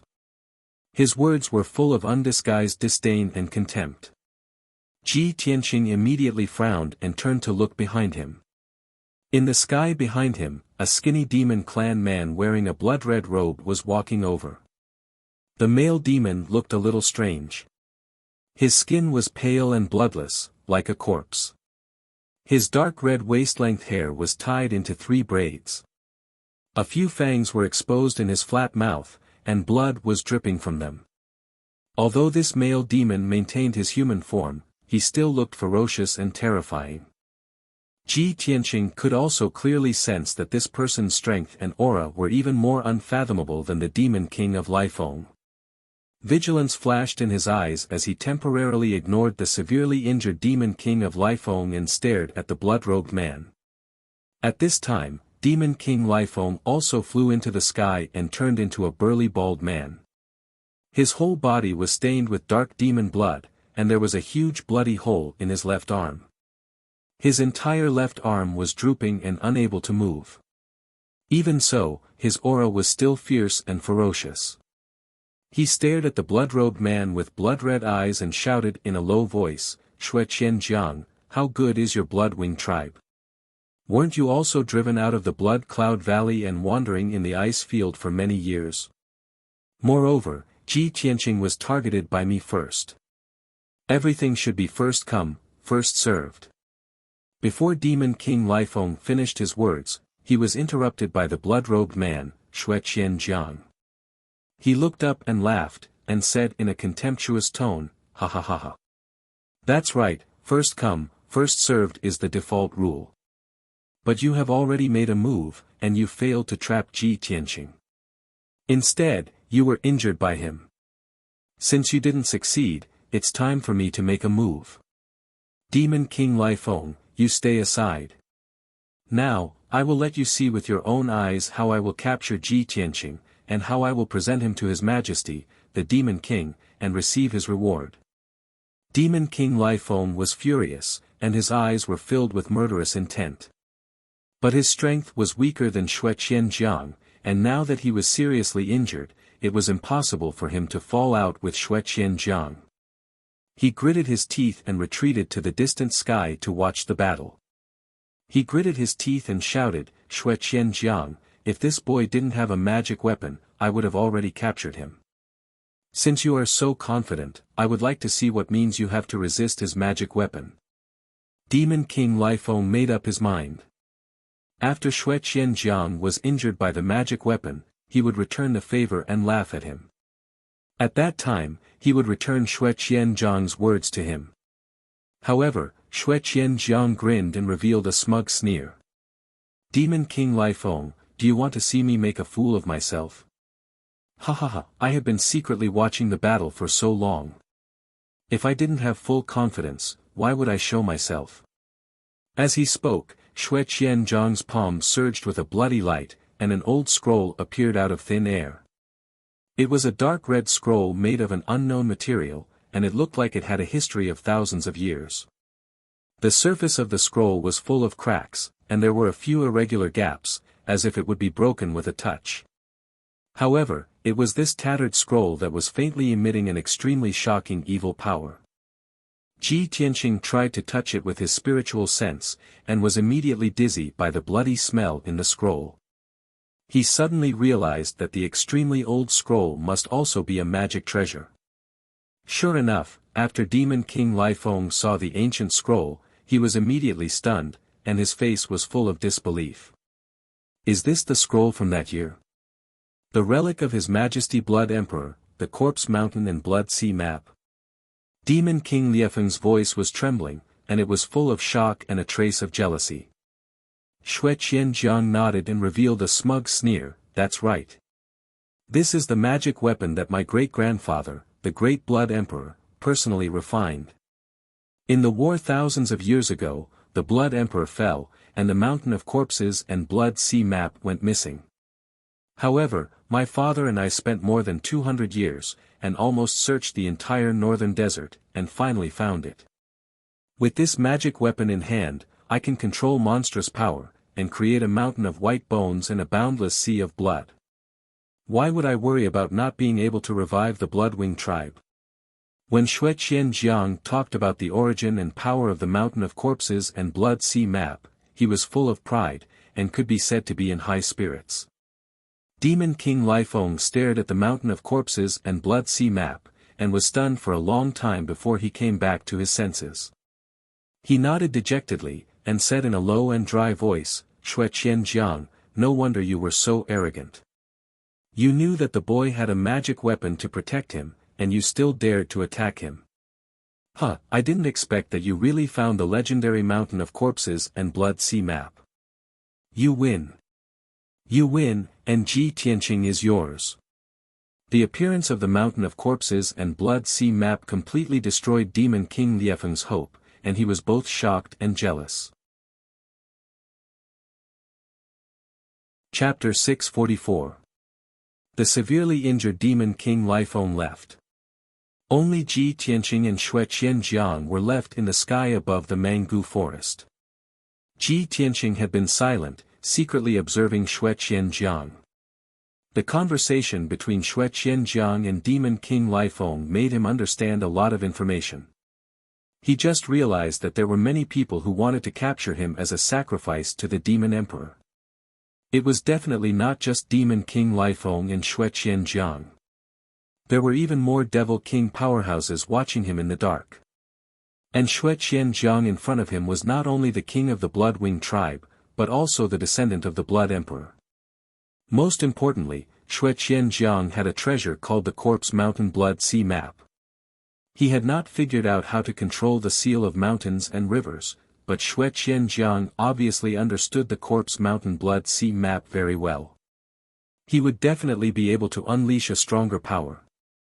Thinking of this, Ji Tianqing did not hesitate to flap his golden wings, explode with the fastest speed, and escape towards the northwest.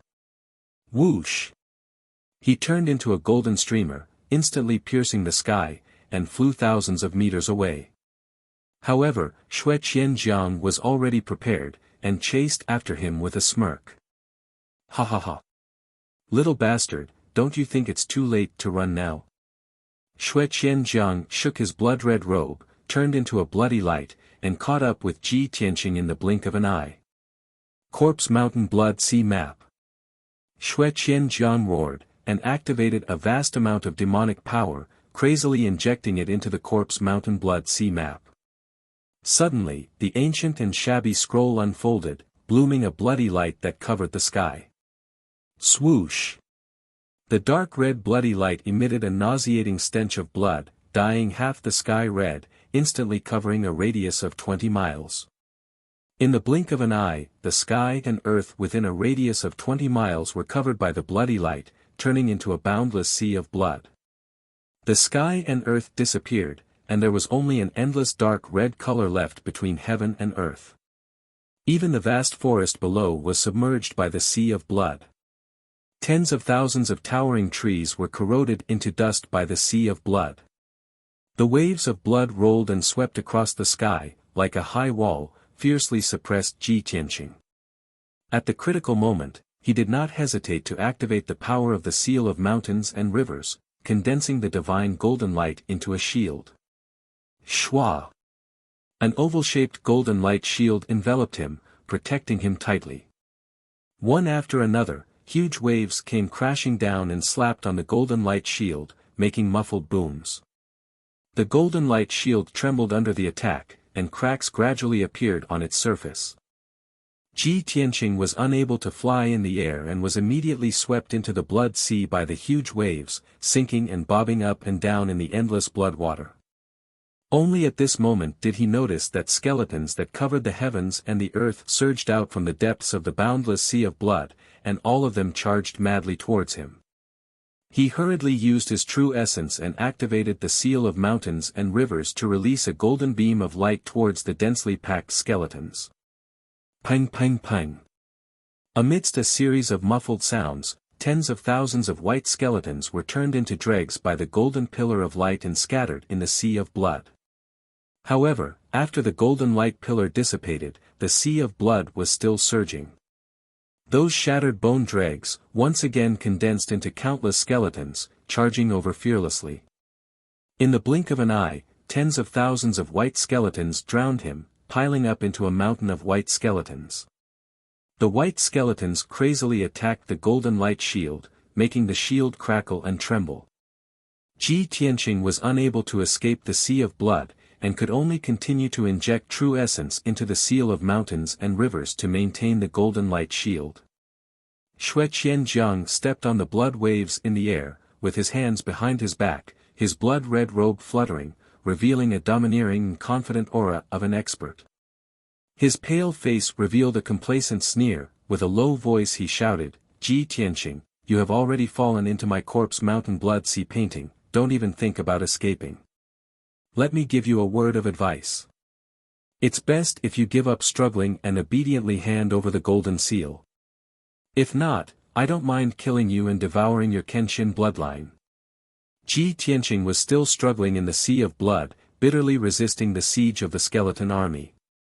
Hearing Xue Qianjiang's words, he roared in a low voice, "Xue Qianjiang, the ancient demon emperor ordered to capture me as a sacrifice, how dare you kill me? Aren't you afraid of being executed by the ancient demon emperor?"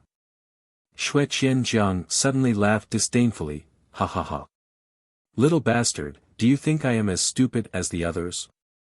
I have the corpse mountain blood sea painting, and I can use this treasure to refine your Kenshin bloodline, and quickly reach the spirit cultivation realm. At that time, I will become the new blood emperor, and rule over countless tribes in the northern desert." Ji Tianqing's heart moved, as he vaguely understood something, and continued to roar, "Humph. Wishful thinking. Even if you reach the spirit cultivation realm, can you rule over other tribes? In the entire northern desert, are there no emperor-level experts? There are only two." Xue Qianjiang blurted out, but stopped abruptly. He immediately reacted, and sneered contemptuously. "Huh, you little bastard, you still want to trick me? Since you are so stubborn, I will fulfill your wish, and turn you into a pool of blood now." Xue Qianjiang said as he waved his palms with a ferocious look, and displayed an ancient and mysterious skill. As his palms drew a mysterious trajectory, he controlled the power of the corpse mountain blood sea painting, and the entire blood sea immediately surged.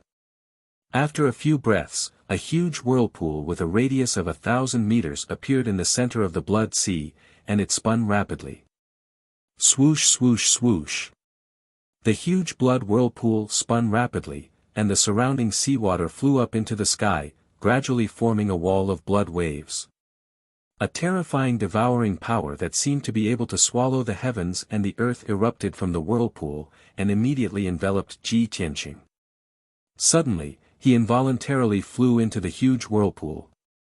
The whirlpool contained a terrifying strangling power, and once he was swallowed into the whirlpool, he would immediately be strangled into pieces. At the moment of life and death, Ji Tianqing did not hesitate to consume 50% of his power, and desperately activated the seal of mountains and rivers.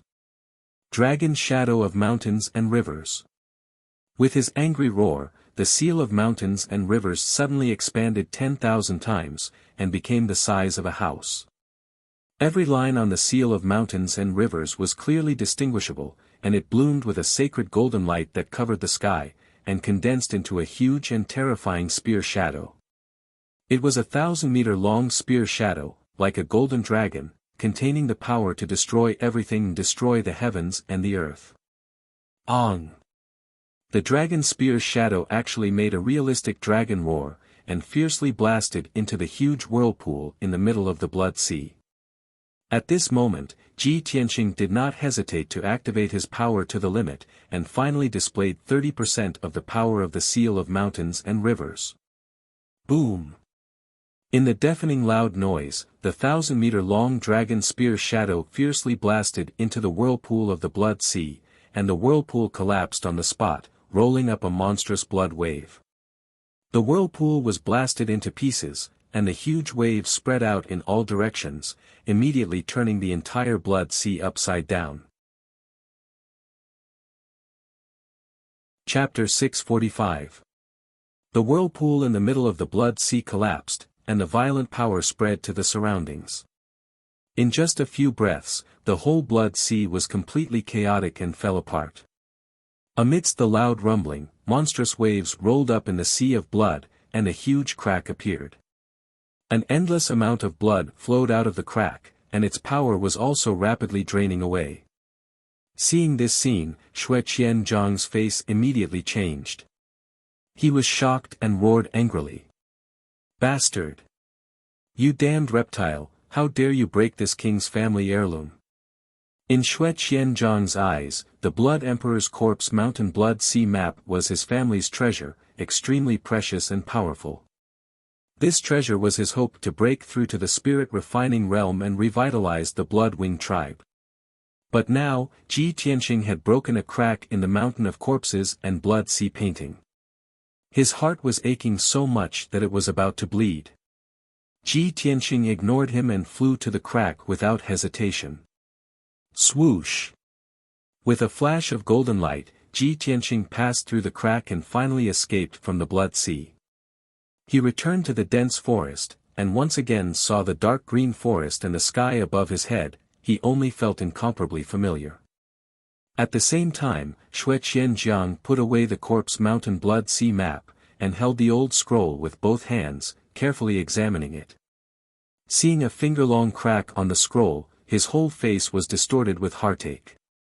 The corpse mountain Blood Sea map was already very old, and now with a crack, not only was its power greatly reduced, but it also took a lot of effort and resources to repair it.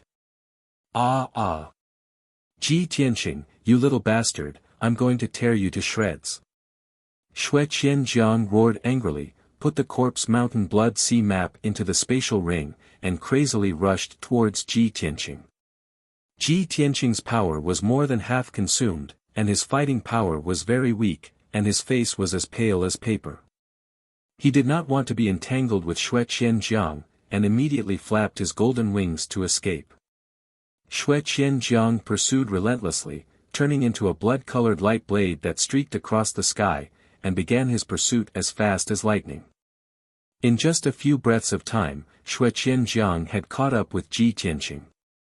The distance between the two of them was shortened to about 300 meters. Seeing this, Ji Tianqing's heart was burning with anxiety, and in a moment of desperation, he had no choice but to use the flying sword secret technique. Swish! He activated the sword embryo in his body and it flew out of his body, transforming into a 3-meter-long golden sword. Then, he stepped on the giant golden sword and flew toward the northwest as fast as he could. Back in the giant spirit city, Ji Tianqing had once relied on this secret technique to escape the pursuit of the giant spirit god. At that time, Juling Shen had half a step into the spirit-refining realm and was much stronger than Shui Qianzhang. Even Juling Shen could not catch up with Ji Tianqing, how could Shui Qianzhang catch up with him? In the blink of an eye, the distance between Ji Tianqing and Shui Qianzhang had increased by several hundred meters. After 100 breaths of time, Ji Tianqing had left Shui Qianzhang more than 10 miles away. Not long after, his figure disappeared into the clouds above the forest, completely escaping from Shui Qianzhang's pursuit. Xue Qianjiang was filled with unwillingness as he chased for a quarter of an hour, but in the end, he had no choice but to give up. He stood in the sky, panting violently, and cursed in rage, Ji Tianqing. You damn bastard, the next time I see you, I will definitely take your dog life. After roaring a few words, his anger dissipated a little, and he turned and flew away. In the evening, Ji Tianqing finally rushed back to the central state city and returned to the monarch mansion. Not long after he returned to the Tianqing palace, Ji Ku and Yan heard the news and rushed over to meet him. Seeing his pale face and exhausted appearance, the two of them were immediately filled with worry and hurriedly asked him what happened. Brother Tianqing, what happened? Why is your face so pale? Brother Tianqing, did you fight with someone? Ji Tianqing only had 30% of his true origin left, his spirit and strength were very weak, so his complexion was obviously not good. He brought Ji Ku and Yan into the study, and said solemnly, That's right, these 2 days I was rushing between the central state city and the Greenwood city, and even fought a few battles with people. Today I left the Greenwood city, and on the way back to the central state city, I was ambushed by the devil race experts in the Mangu forest. Ji Tianqing gave a simple explanation of what had happened. When Ji Ku and Yan heard, they became even more nervous and worried. What? You were ambushed by the devil race experts? The remnants of the devil race are too savage. They actually dared to step into the central state, and so unscrupulously chased after you. Ji Tianqing nodded, and said earnestly, The ancient devil emperor gave the order, and the devil kings under his command came out in full force, vowing to capture me and refine my bloodline. The devil race came in full force, and many devil king experts must have come to the central state, and are secretly moving. From now on, the two of you have to be careful, and try to stay in the emperor mansion and the central state city. If there's nothing particularly important, try not to leave the central state city. Ji Ku and Yan understood the urgency of the situation, and nodded solemnly. Ji Tianqing reminded the two of a few more things, and then entered the secret chamber to cultivate in seclusion. He sat cross-legged in the middle of the secret chamber, holding a spirit stone in each hand, and silently circulating his true origin. After a day and night of circulating his true origin finally recovered.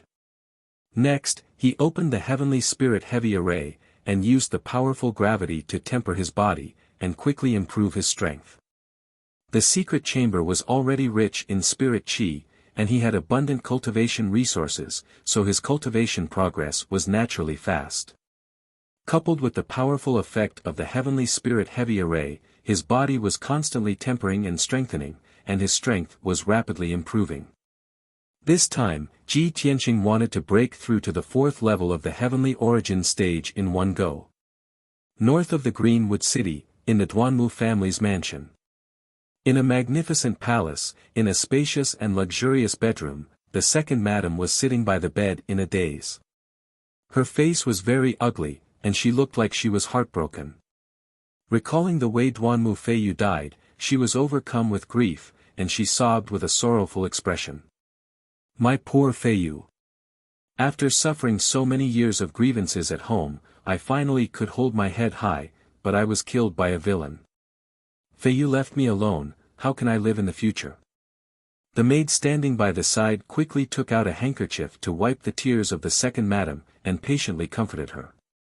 Madam, the dead can't be revived, don't be too sad. Don't worry, the master will soon find out the truth, find the murderer who killed the second young master, and avenge him. The second madam shook her head, and sobbed in a low voice, even if the master can find the murderer and avenge Feiyu, so what? The first madam has always been at odds with me, and she has long wanted to find a chance to drive me out of the family. Now that Feiyu is dead, I have no one to rely on. The first madam will definitely not let this go, and will definitely deal with me more severely. Chapter 646. Second madam's tone was full of despair and helplessness. She seemed to be out of her wits and in a mess. She wasn't like First Madam, who was born in a rich and powerful family. Even without Duanmu Yulong, she still had the support of her maternal family. Duanmu Feiyu was her support. Now that Duanmu Feiyu was dead, her position in the Duanmu family would be even lower. The maid comforted her for a while, but it was useless. Instead, she cried even more sadly. This maid was called Yi, Second Madam's trusted aide. She had been by Second Madam's side for many years and was highly regarded and trusted. Yi saw Second Madam crying in despair. After a moment of contemplation, she suddenly thought of something and immediately came up with an idea. "Madam, this servant has thought of a person who can help you." Second Madam raised her head and looked at her with teary eyes. She asked, "Who can help me now?" Yi said with a solemn expression, "Madam, have you forgotten? Your adoptive father is still in Central Continent City. He will definitely support you and help you solve this disaster." Adoptive father? Second Madam was stunned. She quickly wiped the tears from her eyes and nodded, "That's right. I can still ask adoptive father for help. Although I have rarely contacted him after marrying into the Duanmu family, he has many tricks. But he has a lot of tricks up his sleeve. He can definitely help me get rid of that bitch. The only person who can threaten me is First Madam. Regardless of whether Feiyu was killed by her or not, she won't let go of this opportunity. I can't just sit and wait for death. I must take this opportunity to take the initiative and topple First Madam as soon as possible. Only then can I get rid of my worries." Second Madam had someone to rely on and her backbone, so she quickly calmed down. She thought for a moment and then had Yi bring a pen and paper. She began to write a letter to adoptive father. After she finished writing the letter, she handed it to Yi and instructed in a serious tone, "Yi, immediately arrange for reliable people to send this letter to the underground ghost city in Central Continent City, as you command." Yi took the letter and quickly bowed before leaving the room. Second Madam looked out the window with a gloomy expression. A cold light flashed through her eyes. Adoptive father's hands and feet are crippled and his strength is constantly declining. He has been hiding in the underground ghost city like a crazy drunkard, muddling through his days. But after all, he is experienced and good at using all kinds of sinister methods. He can definitely help me get rid of First Madam. Second Madam was only the daughter of a small family back then. Apart from being a bit beautiful and scheming, there wasn't much else that stood out about her. Her adoptive father, Hui Yan, had contributed a lot to her being able to climb up the social ladder and successfully marry into the Duanmu family. Many people in the Duanmu family thought that after Second Madam woke up, she would definitely make a big fuss and cause chaos in the residence. Duanmu Huang and the other elders had already made the necessary preparations. However, in the next 2 days, Second Madam didn't cause any trouble. She had stayed in her room, waiting. Late at night on the third day, the maid quickly walked into the Second Madam's room and respectfully reported the news. "Madam, Grandfather Hua has arrived. He's waiting for you in the secret room." Hearing this, Second Madam's spirit was suddenly shaken. Her eyes flashed with hope. Adoptive father is finally here. "Yi, come with me to the secret room." Second Madam took Yi out of the room. They entered a secret passage that led to the palace's underground and hurried to the secret room for practice. Not long after, they reached the end of the passage and came to the door of a stone room. "Yi, guard outside the door." Second Madam instructed. She raised her hand to push open the stone door and entered the dimly lit secret room. This secret room wasn't big. It was only 10 meters in radius. There were many Tianyuan arrays set up inside, which were very hidden and confidential. The secret room was empty. There was only a white jade table and 2 stone stools. As soon as Second Madam entered the secret room, she saw a black figure sitting in front of the stone table. It was an old man in a black robe. He wasn't tall or sturdy. In fact, he looked very thin and weak. His waist was bent, and he looked a little sloppy. Under his loose black robe, it was obvious that he was missing a left arm and a right leg. His long, messy hair covered half of his face. Half of his face was exposed. There were 2 raised scars. In his deeply sunken eye sockets, there was a flickering eye. The black-robed old man sat quietly by the stone table. He was looking down at his right hand. In his skinny palm, there was a finger-long dark red flame snake. It was spiraling and dancing in a lively manner. Second Madam walked to the old man and bowed respectfully.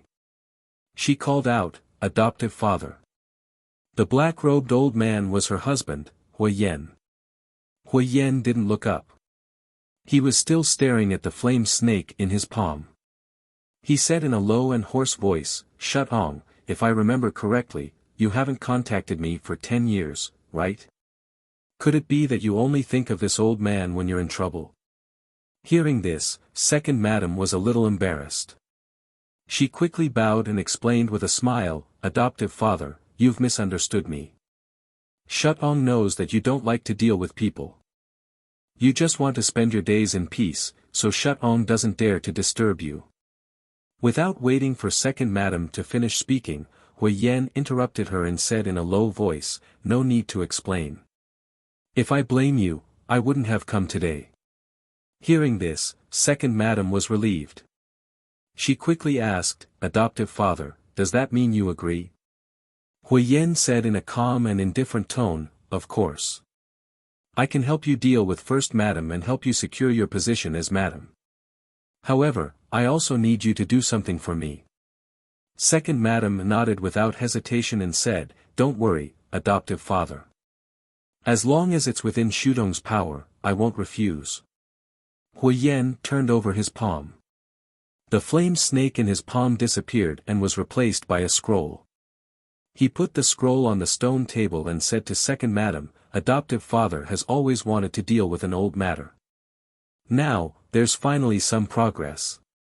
The person in the portrait has come to Zhongzhou City. You have to find a way to find this person and capture him for me." Second Madam hurriedly reached out to pick up the scroll and unfurled it. When she saw the person in the portrait, she was immediately stunned.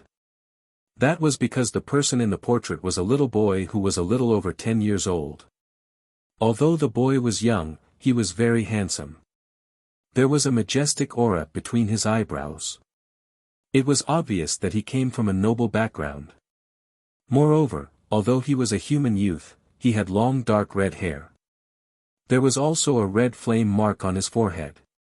It was quite exotic. Although Second Madam was puzzled, she didn't say anything. She stared at the portrait for a moment, then solemnly put away the scroll. Chapter 647. 6 days passed in the blink of an eye. It was early in the morning and the monarch's residence was as peaceful as ever. To the southeast of the mountain range, there was a mirror-like lake with a radius of 100 miles. It was Graceful Cloud Lake. The lake was surrounded by mountains and was shrouded in clouds. The lake water was so clear that one could see the bottom. It contained strands of 5-colored spirit energy that refracted colorful lights, making it seem like a dream. This lake was one of the scenic spots in the monarch's residence. Although Graceful Cloud Lake's location was a bit remote, there were always people with stories who would come here to relax and enjoy the scenery. At this moment, under a 1,000-year-old tree by the lake, there stood a beautiful woman in a long green dress.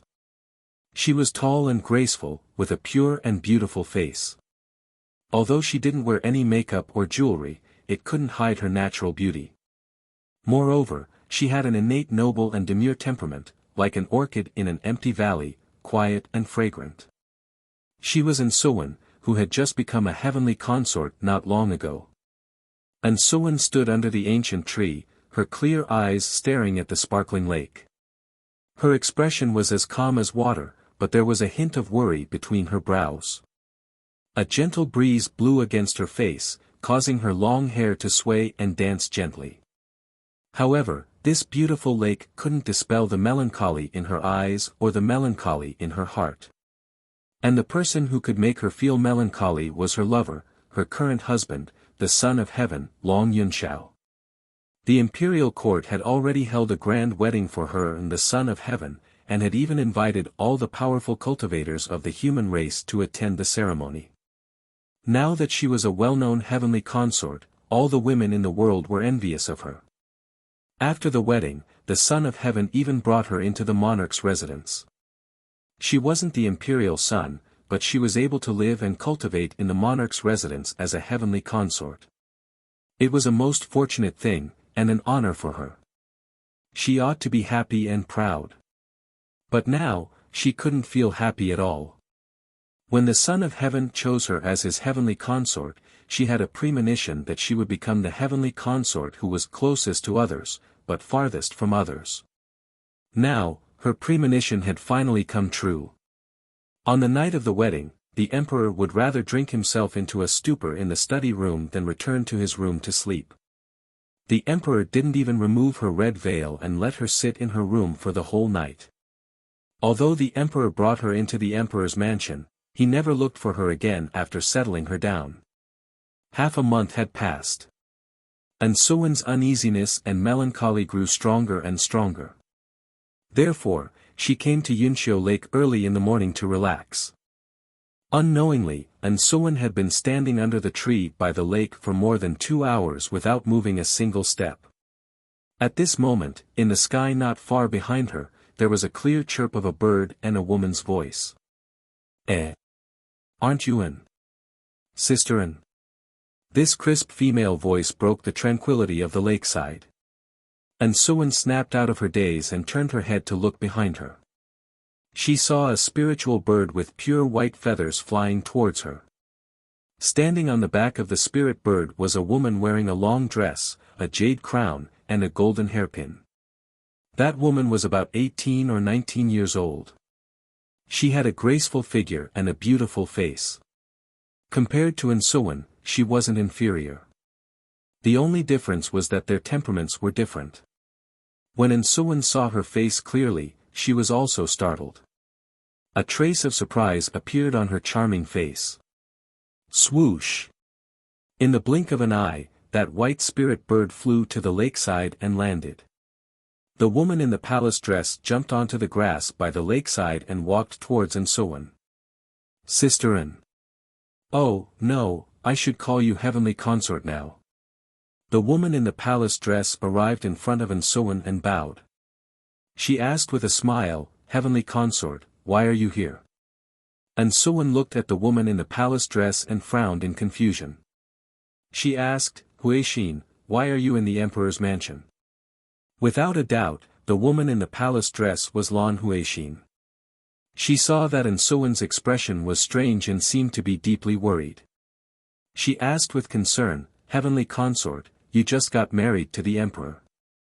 This is a joyous occasion for the whole world to celebrate. You don't seem to be happy. Could it be that something happened? When Suwen heard Lan Huixin's words, her lips curled into a self-mocking smile. She shook her head lightly and said, Little sister Huixin, don't call me heavenly consort. You should just call me sister An. Lan Huixin widened her eyes slightly and revealed a puzzled expression. Sister An, what's wrong? Could it be that you and the emperor quarreled? Suwen shook her head again and said calmly, the emperor is incomparably honorable. He's also my husband. How could I quarrel with him? Lan Huixin revealed a concerned expression and pretended to be worried. She said, Sister An, you must have something on your mind for you to come to Yunxiu Lake alone to relax. If you don't mind, why don't you tell little sister about it? Perhaps you'll feel better after you say it. Suwen was indeed feeling depressed. She couldn't find anyone to talk to. At this moment, she saw that Lan Huixin was full of concern. After hesitating for a moment, she nodded and said, Thank you for your concern, little sister. It's just that I've been alone for too long and that's why I'm feeling depressed. Everyone knows that a heavenly concubine has an honorable status. To be able to live together with the emperor is a marriage that's cultivated over 3 lifetimes. However, the world doesn't know that when you love someone without any reservations, but that person treats you like a dispensable decoration, what kind of situation and feeling is that? And Suan opened up her heart and slowly told Lan Huixin the words that had been bottled up in her heart for a long time. Lan Huixin listened quietly and comforted her from time to time. She appeared to be very gentle and kind. She was also quite concerned about Suan. However, Suan didn't notice that in the depths of Lan Huixin's eyes, there was a hint of a sneer that was gloating over Suan's misfortune. The more Suan was ignored, the more depressed she felt. Lan Huixin, on the other hand, became happier and more relieved. Compared to Yun Yao, Lan Huixin hated Suan even more. After all, Suan became a heavenly concubine and snatched away the position that she yearned for even in her dreams. After a long time, Suan finally finished speaking the words in her heart and vented her depression. Only then did she calm down. She turned her head to look at Lan Huixin and said with a sincere expression, "Younger sister Huixin, thank you for accompanying me to relax and listen to me nag about these things." Lan Huixin hurriedly waved her hands and said, "Older sister, you're too polite. Actually, I can't help you much. This is a matter of your relationship with the emperor. If you want to untie the knot in your heart, you must muster up the courage to speak to the emperor clearly. After all, you're now a legitimate heavenly concubine. You don't have to swallow your anger and compromise like this anymore." Suan shook her head slightly and said with a bitter smile, "I actually want to have a good talk with the emperor and let him understand my feelings. However, ever since I entered the monarch estate, I haven't seen him again. Every time I go to find him, the guards say that he's in closed-door cultivation." Hearing this, Lan Huixin immediately frowned and said doubtfully, "That's impossible. In this half a month, I've already seen the emperor several times." Chapter 648. However, Lan Huixin quickly stopped halfway through her sentence and did not continue speaking. When Suan heard this, her body trembled and her face turned pale. Her emotions, which she had finally managed to calm down, were instantly thrown into chaos. She only felt a sharp pain in her heart, as if it had been stabbed by a sword. It was so painful that she couldn't breathe. When Lan Huixin saw her reaction, she hurriedly waved her small hands and explained anxiously, "Big sister, I didn't say anything just now. Don't take it to heart." Suan's heart had already been stabbed by a sword. How could she not take it to heart? She took a deep breath and suppressed the pain in her heart. She tried her best to remain calm and asked, "Little sister Huixin, is what you said just now true? Why does the Son of Heaven visit Yun Yao every 2 or 3 days? How do you know?" Lan Huixin pretended to be hesitant and remained silent. She looked like she wanted to say something but stopped herself. Suan patiently asked, "Little sister Huixin, the Son of Heaven is infatuated with Yun Yao. This is something everyone knows. You don't have to worry about it. There's no harm in saying it." Lan Huixin nodded and said with a serious expression, "I was able to enter the monarch estate because I was saved by Yun Yao. I stayed by her side as a female official and managed the maids in Yun Yao's palace. I know very well who goes in and out of Yun Yao's palace every day. In the past 2 months, the Son of Heaven would come to Yun Yao's palace every few days to find Yun Yao. I saw this with my own eyes. Every time they met, they would stay in a secret room for about half a day. Outsiders aren't allowed to enter the secret room. I don't know what they're doing either."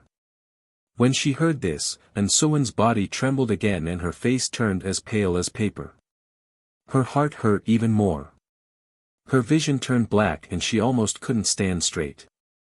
A man and a woman alone in a room, and no one is allowed to see them.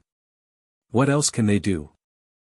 Suan revealed a bitter and cold smile. Her aura became desolate. It was obvious that she was heartbroken.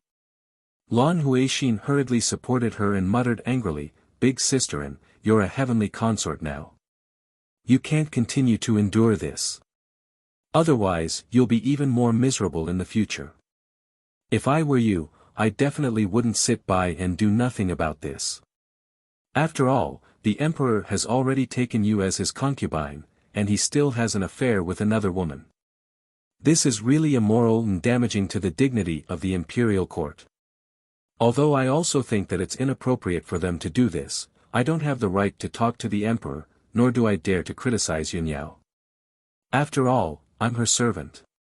And Suwen's heart was filled with despair, and a strong sense of anger began to well up within it. After hearing Lan Huixin's words, she nodded with a determined expression and said, "That's right. Although I love the Son of Heaven deeply, I will not compromise to this extent. I'm going to look for Yunyao now and talk to her face to face."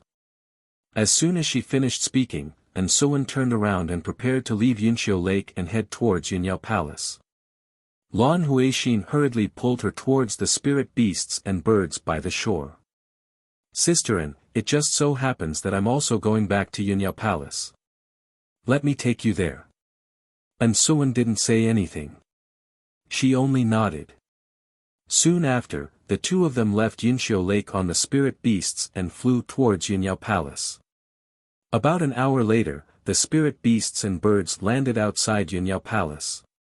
After the two of them landed, Lan Huixin hurriedly instructed Suwen, "Sisterin, I'm going back to the palace first. Come visit me later. If Yunyao asks, you mustn't say that I told her. I'm now her official.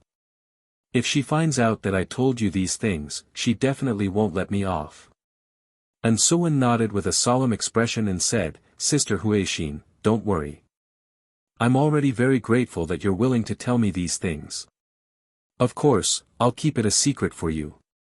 Lan Huixin was finally relieved. She stepped through the gates of Yunyao Palace and returned to the palace. And Suwen stood outside the palace for about a quarter of an hour. Then, she walked up to the main gate and informed the guards of her purpose for coming. "Go report to Miss Yunyao. Tell her that Heavenly Consort and Suwen has come to visit and wants to talk to her face to face. Heavenly Consort, please wait here for a moment." The guards bowed and hurriedly entered the palace to report the news. And Suwen stood outside the gates and waited patiently. Not long after, the guards returned and led her into Yunyao Palace. They walked towards the reception hall.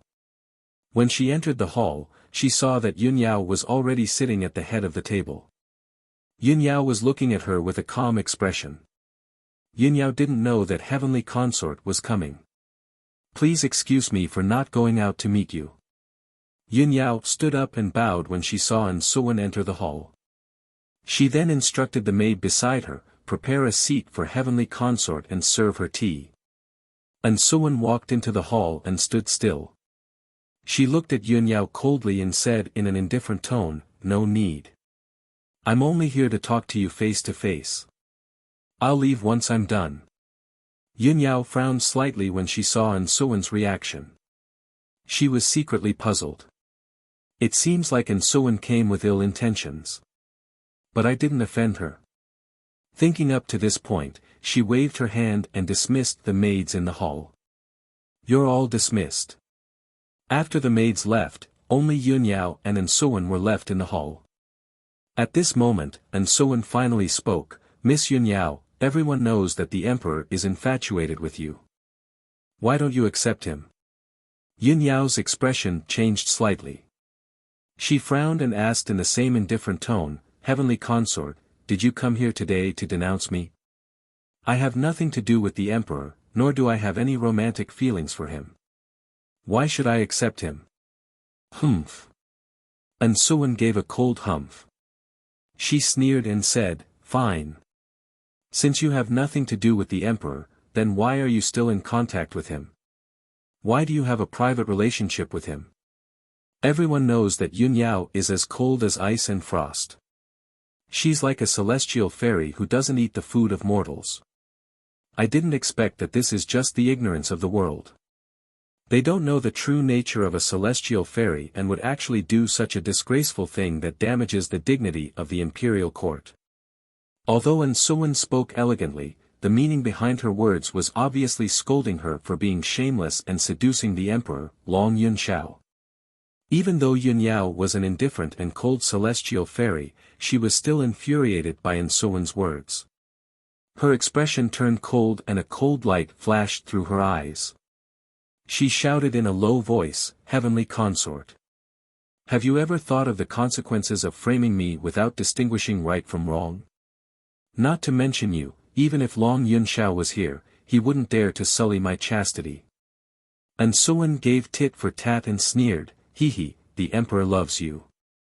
Of course he wouldn't bear to criticize you like this. However, I want to make it clear to you today. No matter what kind of entanglement you had with the emperor, it's all in the past. Since I've already become the heavenly consort, I definitely won't tolerate you having private dealings with the emperor. If you really have nothing to do with the emperor, then you should make a clean break with him and keep yourself clean. Although this is a private matter between the three of us, it's also related to the dignity of the imperial court and the human race. I hope you can conduct yourself with dignity. Otherwise, no one will be able to clean up this mess. We'll definitely become the laughingstock of the world. That's all I have to say. Please behave yourself." Chapter 649. Yunyao sat on the seat of honor and watched Ensuwen's departing figure. Her brows were tightly furrowed, and her eyes were filled with anger. Early in the morning, Ensuwen came to Yunyao Palace to look for her and scolded her to her face. She even gave her a warning. However, she didn't do anything and never had any private interactions with Long Yunxiao. Ensuwen's words were completely baffling to her, and she felt incomparably wronged. What the hell was this? Yunyao was so angry that she couldn't breathe properly. She sat on the throne for a long time before she finally calmed down. 15 minutes later, she suppressed her anger. Her expression and temperament returned to normal, and she became as cold as ice again. She stood up and walked out of the main hall, about to leave Yunyao Palace. When she walked out of the main hall, she happened to meet the female official, Lan Huixin. Lan Huixin saw that her aura was cold and her expression was indifferent. She quickly went up to her and asked with concern, "Big Sister Yun, what happened? Where are you going?" Yunyao glanced at her and said calmly, "It's nothing. I'm going to Tianqing Palace to discuss some important matters with Imperial Prince Tianqing. No matter who comes to visit today, they will all be rejected." After saying that, she rode her spirit crane into the sky and rushed towards Tianqing Palace. Lan Huixin stood at the entrance of the main hall and watched the spirit crane fly into the distance. Her lips curled into a sneer. "Humph. After being scolded by that silly woman Ensuwen, you're going to complain to Ji Tianqing with a heart full of grievances? I'd like to see if Ensuwen can still keep her position as heavenly consort after the three of you make a fuss." When Yunyao arrived at Tianqing Palace, it was already close to noon. The guards guarding Tianqing Palace's entrance were very familiar with her. When they saw her, they immediately opened the door to welcome her. The guards led Yunyao into Tianqing Palace. They didn't go to the reception hall and went straight to Ji Tianqing's study. Not long after Yunyao waited in the study, Ji Tianqing rushed over after hearing the news. When Ji Tianqing stepped into the study, Yunyao's eyes stared at him. She carefully sized him up and immediately revealed a look of surprise. Although Ji Tianqing was dressed as usual, wearing a white robe with cloud patterns and a clear jade belt around his waist, he appeared to be in high spirits and extraordinarily handsome. However, Yunyao could clearly feel that Ji Tianqing's aura had become even more domineering and fierce. It seemed that his power had improved again. At this moment, Ji Tianqing walked over and sat down in front of her. He smiled and asked, "Yao Yao, what are you looking at? It's only been a few days and you don't recognize me anymore." Yunyao ignored his teasing and asked seriously, "Tianqing, I haven't seen you for a few days. It seems that your cultivation has made a breakthrough again." Ji Tianqing nodded and said with a smile, "That's right. On my way back from Azure Wood City, I was ambushed by two Devil King powerhouses. After I came back, I went into seclusion to cultivate. After 6 days and 6 nights of seclusion, I finally broke through to the 4th level of Sky Origin stage. Hearing this, Yunyao was shocked. She praised with a complicated tone, "It's only been 2 months since you broke through to the 3rd level of Sky Origin stage. Tianqing, the speed of your growth is really unprecedented in the past and will never be surpassed." Although Ji Tianqing accidentally created another miracle, which made his sweetheart shocked and praised him, he wasn't arrogant. However, he wasn't arrogant and complacent.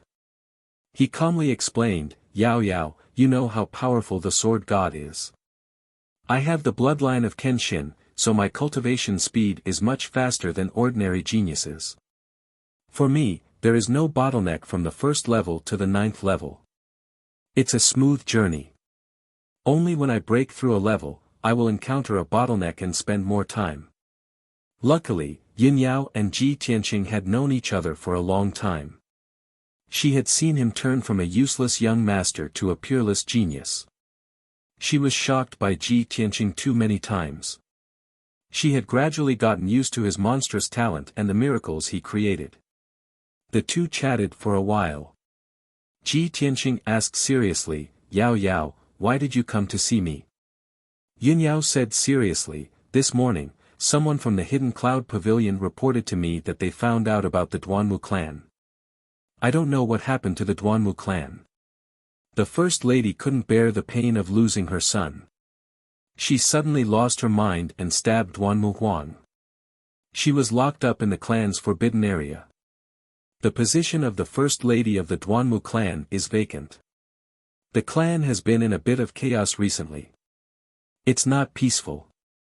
When Ji Tianqing heard the news, he was stunned for a moment before he revealed a playful smile. Duanmu Yulong has been dead for 3 months. If the First Lady couldn't bear the pain of losing her son, she would have gone crazy long ago. How could she only go crazy now? It seems that the Duanmu clan has started to fight among themselves. The First Lady obviously lost. Yunyao nodded and said, "That's right. The more they fight among themselves, the more advantageous it is for us. The internal strife will gradually weaken the Duanmu clan's power. It will also make Duanmu Huang busy and unable to deal with our plan." Ji Tianqing pondered for a moment. Then, he said seriously, "Let's wait and see. Let them fight among themselves. Yao Yao, tell the Hidden Cloud Pavilion to keep an eye on the Duanmu clan. If there's any news, tell me as soon as possible. As for the next plan, we'll act according to the situation." The two had just finished discussing business when hurried footsteps were heard outside the study. Then, Ji Ku's voice sounded outside the door. "Big brother Tianqing, something bad has happened." Ji Tianqing frowned. He waved his hand and released a golden light to open the door. Ji Ku rushed into the study anxiously and quickly said, "Big brother Tianqing, Yan is missing." Hearing this news, Ji Tianqing and Yunyao's expressions changed, and they stood up. "Yan is missing. What's going on? Where did he go? When did he go missing?" Ji Ku quickly explained, "Yesterday morning, junior brother Yan went to Zhongzhou City to contact the Hidden Cloud Pavilion's people and send them information as usual. He should have come back last night, but he hasn't come back yet. I contacted Steward Li of the Hidden Cloud Pavilion, but Steward Li said that Yan didn't go to receive any information yesterday." Upon hearing this, Ji Tianqing and Yunyao immediately understood that something must have happened to Yan The two of them walked out of the study without hesitation and quickly rushed outside. Ji Ku quickly followed and wanted to look for Yan with them. However, Ji Tianqing waved his hand and told her, "Ku, Ao Yao and I will go to Zhongzhou City to look for Yan You stay in Tianqing Palace and don't leave. Wait for our news." Ji Ku had no choice but to stay in Tianqing Palace. She said worriedly, "Big brother Tianqing, you must be careful. Don't let anything happen to you." Ji Tianqing nodded and summoned Qian Yu from the 100 Treasures brocade pouch. He and Yunyao rode Qian Yu out of Tianqing Palace and rushed to the exit of the monarch mansion. After the two of them left the monarch mansion and entered Zhongzhou City, they first rushed to the branch of the Hidden Cloud Pavilion and asked Steward Li about the specific situation. Chapter 650. The Hidden Cloud Pavilion was an intelligence organization nurtured by the Yun family. It was best at gathering information, investigating clues, and assassinating. The Yun family had set up 3 branches of the Hidden Cloud Pavilion in Zhongzhou City, with more than 300 secret agents stationed there. Deacon Li was in charge of the Southern City branch, with more than 100 secret agents working under him. After receiving Ji Tianqing and Yun Yao's orders, Deacon Li immediately sent half of his men to investigate in the city. In everyone's eyes, Yan Er's route from the Monarch Mansion to the Southern City branch was fixed. Moreover, Yan had important matters to attend to, so he wouldn't wander around the city. He went missing on the way to the Southern City branch, narrowing the scope of the investigation. They should be able to find him soon. Deacon Li saw that Ji Tianqing and Yun Yao were full of worries, so he comforted them. Eldest Miss, young Master Ji, please rest assured. The secret agents will definitely be able to find the news in 12 hours at most. Please don't be impatient and wait patiently for a while. Ji Tianqing nodded and asked Deacon Li to withdraw for the time being. He and Yun Yao stayed in the secret chamber, quietly waiting for the results. Time passed by quietly and 12 hours passed quickly. However, the secret agents hadn't found the result yet. Ji Tianqing and Yun Yao both realized that the situation was not good. Yan Er's disappearance was probably very complicated. Yun Yao called Deacon Li and asked him about the situation.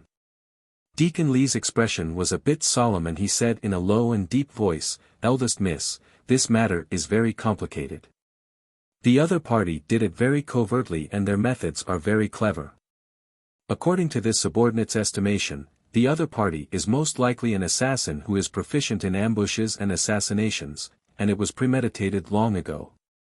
Hearing his words, Ji Tianqing immediately frowned and asked, "Deacon Li, in that case, you can conclude that Yan was kidnapped by the assassin?" Deacon Li quickly nodded and said, "That's right. Those assassins are not weak and their methods are very ingenious. Even with the strength of our Hidden Cloud Pavilion, it's difficult to find the result in a short time." Yun Yao frowned and muttered to herself, "There are only a few assassin organizations that can be compared to the Hidden Cloud Pavilion. Who could have done it?" She and Ji Tianqing looked at each other, and a cold light flashed in their eyes. Obviously, they had guessed the result. If it wasn't done by the demon race, then it was most likely done by the Duanmu clan. Deacon Li nodded again and said, "That's right.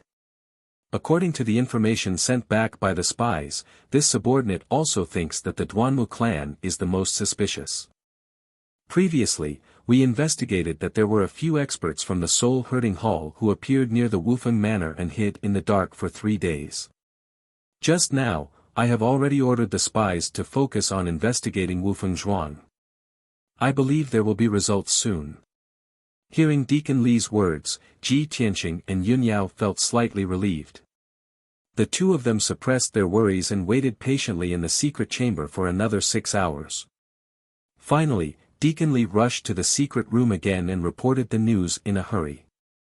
"Reporting to Mr. Ji, the spies have already investigated the results. Yesterday morning, Yan was attacked near the Wufeng Manor and was captured by the experts of the Soul Herding Hall.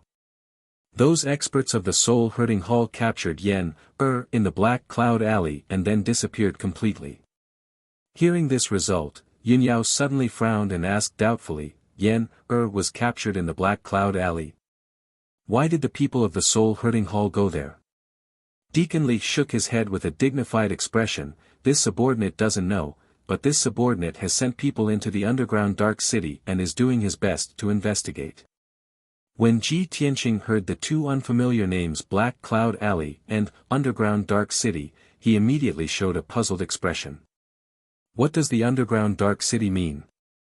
Yunyao motioned Deacon Li to retreat and patiently explained to Ji Tianqing, "Tianqing, you just came to Zhongzhou City not long ago and have been busy with cultivation, so you haven't heard of the underground Dark City." The underground Dark City is a dark underground city hidden under the surface of Zhongzhou City.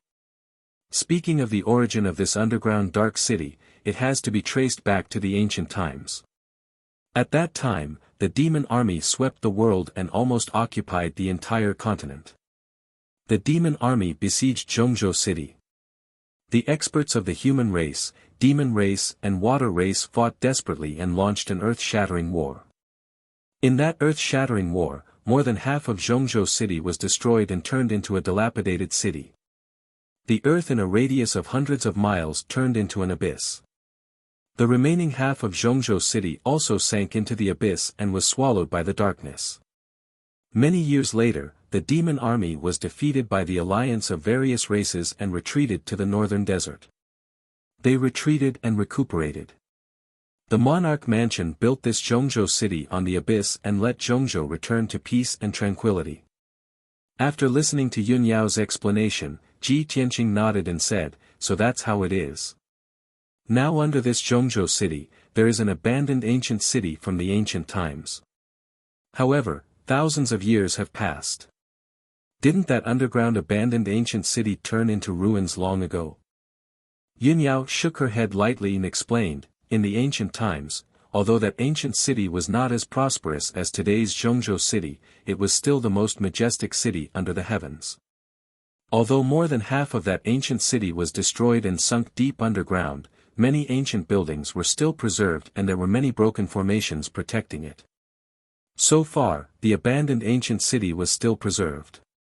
Many martial artists from all walks of life lived there, and there were also many evil people hiding there. That abandoned ancient city became a place to hide evil. It was full of darkness and murderous aura, so it was called the underground Dark City. There are several entrances to the underground Dark City. Black Cloud Alley is one of the entrances." Ji Tianqing roughly understood what kind of place the underground Dark City was. He asked with a grave expression, "Since the underground Dark City is so dark and violent, Yan was captured by Soul Shepherd Hall's people. His situation must be very dangerous. However, why didn't Soul Shepherd Hall's people take him back to Duanmu family's Qingmu City, but instead to the underground Dark City?" Yunyao frowned and thought for a moment. She said in a low voice, "Duanmu family controls half of the medicine business in the Zhongzhou continent. Of course, their power has penetrated the underground Dark City. I remember that Duanmu family has a shadow palace in the underground Dark City. It specializes in selling and trading some materials and poisons that are strictly prohibited by the imperial court."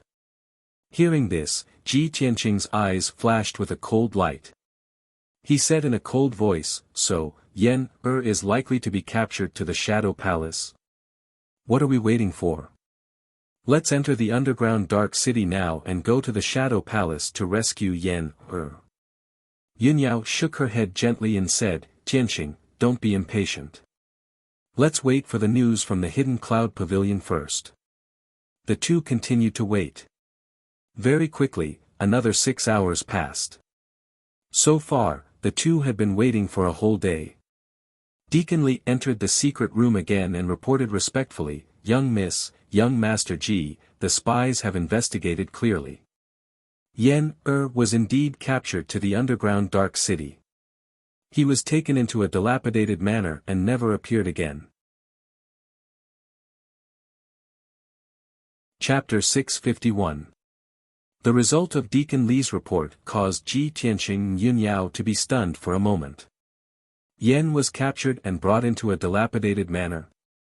He was actually not captured and brought to the Umbra Palace. What exactly does the Duanmu clan want to do? The two of them glanced at each other in confusion, then hurriedly stood up and left the secret room to rush towards Black Cloud Alley. Deacon Li originally wanted to send a team of spies to protect them, but Ji Tianqing refused. The spies of the Hidden Cloud Pavilion are mostly at the 7th or 8th level of the Origin Core stage, and are utterly unable to be of any help. Deacon Li, you only need to send a spy to lead the way for us. Since Ji Tianqing had spoken, Deacon Li naturally did as he was told, and sent a young spy that was astute and agile to lead the way for Ji Tianqing and Yun Yao. The three of them left the Hidden Cloud Pavilion's branch and rushed towards Black Cloud Alley with their fastest speed. After an hour, the three of them arrived at Black Cloud Alley. When Ji Tianqing saw the situation in the alley clearly, he only felt disbelief. This was a dirty and old alley, and both sides of the alley were low earthen houses, tiled houses, and wooden sheds. The ground was full of potholes and was covered in muddy water. Walking in the alley, Ji Tianqing saw over 10 martial artists in ragged clothes that had disheveled hair and collapsed under the eaves of the sheds by the side of the road. There were also a few martial artists that wore tattered armor that walked out from the depths of the alley, and their footsteps were unsteady as they limped through the muddy water. They hadn't even walked close when the stench of alcohol assaulted their nostrils, causing them to raise their eyebrows. These were obviously a few drunkards. Ji Tianqing found it hard to believe that there was actually such a dirty, disorderly, and vile alley in the flourishing central continent city. If it wasn't for Yun Yao telling him that the depths of Black Cloud Alley was the entrance to the underground city, he would truly suspect that he had entered the slums. The three of them calmly and quietly passed through the alley, and after walking for over 1,000 meters, they arrived at the end of Black Cloud Alley. Before them was a low and old house, and the dilapidated door was dyed with dark red bloodstains. There were 2 huge red lanterns hanging at the door, which were still lit with a dim yellow light. Ji Tianqing walked into the house, past the fake mountains and pond in the courtyard, and arrived at the dimly lit hall. A stooped old man in a black robe with white hair and beard silently appeared behind the three of them. "Young man, this is not a place you should be." A low and hoarse voice rang out. It contained an eerie ghostly aura, causing people to feel a chill down their backs. Ji Tianqing turned his head and couldn't help but frown when he saw the appearance of the black-robed old man. The black-robed old man was hunched over. His face was pale and bloodless. He was missing an eye, and there were several hideous sword wounds. His ears were also bald, as if they had been shaved off. Such a stooped old man with skin as dry as tree bark and a terrifying face looked like a mummy that had crawled out of a grave. However, Yin Yao had told Ji Tianqing that this black-robed old man was the legendary ghost servant, one of the gatekeepers of the Dark City. No one knew the ghost servant's cultivation level. He only had an eerie ghostly aura around him, which made him seem unfathomable. However, even a Sky Origin Stage 6 or 7 powerhouse wouldn't dare to act rashly in front of the ghost servant. "Senior, we have something to do in the Dark City. Please make an exception." Ji Tianqing bowed to the ghost servant. After explaining the purpose of their visit, he handed over 3 spiritual stones. The ghost servant glanced at Ji Tianqing with his empty eye and grinned with his sparse teeth. "Hee, little guy, you're quite sensible." He reached out his shriveled hand and took the 3 spiritual stones and put them into his interspatial ring. Then, he led Ji Tianqing and the other 2 out of the hall and walked into a dark secret room. On the floor of the secret room, there was an extremely complicated and mysterious array. When the ghost servant opened the array, an underground passage appeared on the ground. The entrance of the cave was dark and cold. It was obviously leading to the Dark City. Ji Tianqing, Yun Yao, and the young secret agent entered the underground passage one by one. They walked along the dark and cold passage and went underground. The passage was winding and it was unknown how far it went underground. Until 2 hours later, when a bridge appeared in front of the passage, there was some light in the surroundings. Ji Tianqing walked to the dark stone bridge and looked around. He couldn't help but reveal a surprised expression. Under his feet was a black arch bridge that was hundreds of meters long. Under the bridge was a large river that was hundreds of meters wide. In the river, there was turbulent black water flowing endlessly, making a rumbling sound. Above his head was a dome that was thousands of meters high. That was the rock layer under the continent's central city. In the distance, there was an empty and dark sky. A dark red moon was floating in the sky, sprinkling down a dim light red light. The earth in the distance was very desolate. There were collapsed city walls, attics and halls, collapsed houses, and huge statues half hidden in the mud. The various scenes that he saw all showed how glorious this abandoned ancient city used to be. Ji Tianqing stood on the arch bridge and looked for a while. Then he crossed the stone bridge. Under the guidance of the young secret agent, he walked into the depths of the dark city. Along the way, he saw the dilapidated palaces and pavilions in all directions. There were mysterious martial artists coming in and out. Most people acted alone, wearing a wide robe and a cloak that covered their face, hiding their true face. Even if they didn't wear a cloak, they would wear a mask. Everyone was in a hurry and never talked to strangers. Inside those ruined buildings, there were many places for people to trade and sell their wares. While hurrying, Yin Yao said to Ji Tianqing with spiritual sense sound transmission, "Tianqing, although the dark city is gloomy and terrible, full of darkness and violence, there are many experts here. It can be said that there are crouching tigers and hidden dragons. You have to be careful here. Although it is full of a large number of evil and vicious things that are strictly prohibited from circulating, there are also many rare treasures. Some rare treasures often appear. The experts of the major forces in Zhongzhou City will also change their appearance and quietly come here to fish for treasures, or to buy rare materials and so on." On the way, Yin Yao introduced the dark city to Ji Tianqing in detail. Ji Tianqing remembered her words, thinking that it might be useful in the future. Half an hour later, the young secret agent took the two of them to the outside of an ancient and dilapidated manor. This manor covered an area of 2,000 meters. It should have been a magnificent, noble and illustrious mansion. However, the war in ancient times caused half of the mansion to collapse. Many houses and palaces had collapsed, turning into mud and gravel on the ground, revealing pieces of broken fences and walls. The ground paved with black slabs was cracked with numerous gullies, and many piles of gravel were scattered. The whole manor was silent and dark. There was no light at all, like a lifeless dead land. Chapter 652. Ji Tianqing and Yun Yao were hiding in a dark corner outside the manor. The three of them secretly observed for a while. The manor was still dead silent, and there was no trace of light or shadow. Ji Tianqing was worried about Yen Er's safety, so he decided to take action. He instructed the young secret agent, "You stay here and keep a lookout outside the manor. Be ready to help us at any time." The young secret agent cupped his hands and bowed. He used his spiritual sense to send a voice transmission. After that, Ji Tianqing and Yun Yao restrained their auras and quietly sneaked into the dilapidated manor. They moved towards the depths of the manor. Both of their movements were light and cautious. They did not make any sound. After 15 minutes, both of them passed through the ruins and arrived at the depths of the manor. They arrived outside a huge black palace. This palace was the main hall of the manor.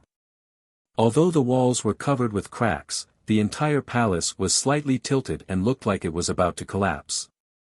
However, Ji Tianqing detected that this palace was protected by the Heaven Origin Grand Formation, and there were martial artists' auras in the palace. Not only that, but there were also 3 gloomy and dark true origin fluctuations hidden in a few old houses at the back of the palace. Ji Tianqing turned his head to look at Yun Yao and sent a voice transmission. "Yao Yao, there are 4 hidden sentries at the back of the palace. However, they are only at the 8th level of the origin core stage.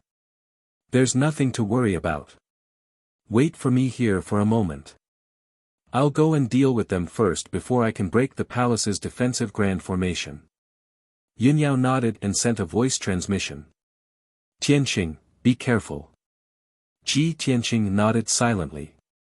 His figure flashed and flew out. After 2 breaths of time, he moved to the back of the palace and was near a few houses in the ruins. When he got closer, he used his spiritual sense to scan clearly. There were a total of 5 houses that were relatively well preserved, and 4 of them were occupied. The 4 martial artists were wearing black robes. There were soft armor and heart protection mirrors under their robes. They also carried treasured swords, concealed weapons, and crossbows. They were fully equipped.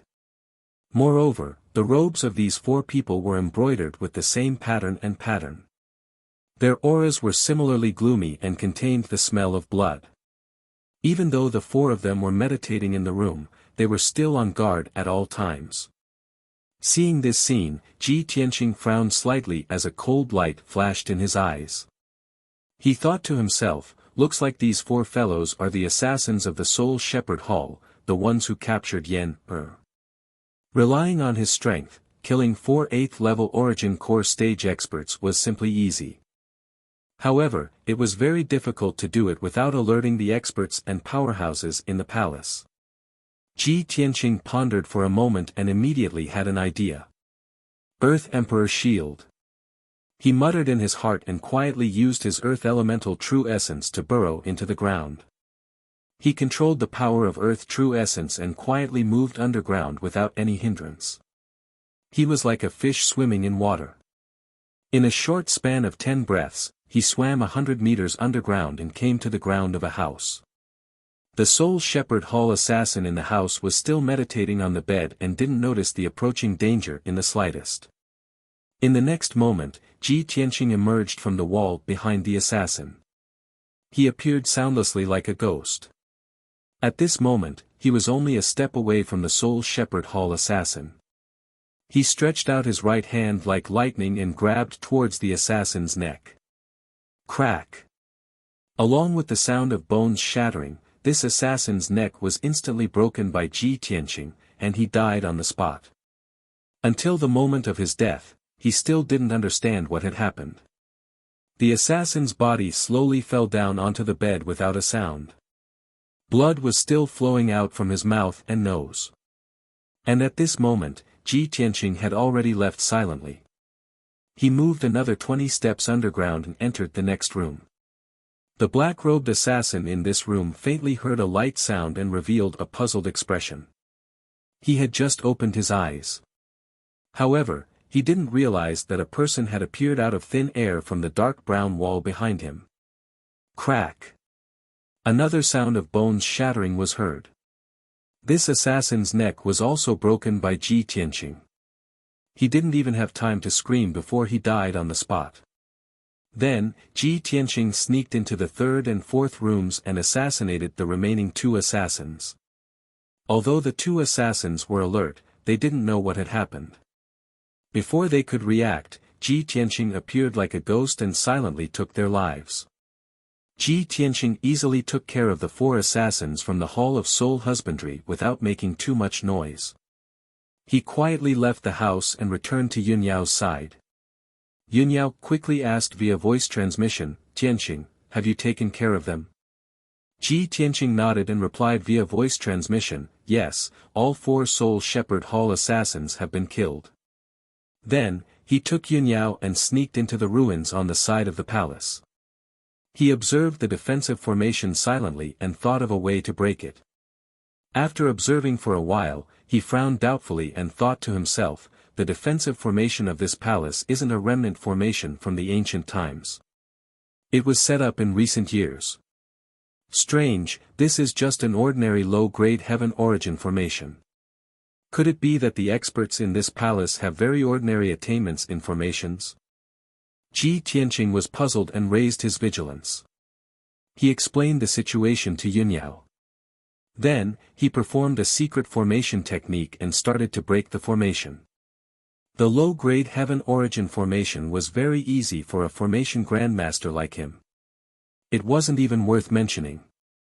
In just a few minutes, he broke a hole in the defensive formation. Swoosh! Swoosh! Ji Tianqing and Yunyao went through the hole in the formation and entered the defensive formation. Although the palace had a black iron gate, they didn't go through the gate. They went through the window of one of the rooms on the 1st floor and directly entered the palace. The interior of the palace was dilapidated and very old. It was full of cracks and piles of gravel and debris. The air was filled with a damp and rotten smell.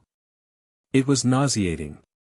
Ji Tianqing and Yunyao both had the strength of Heaven Origin stage.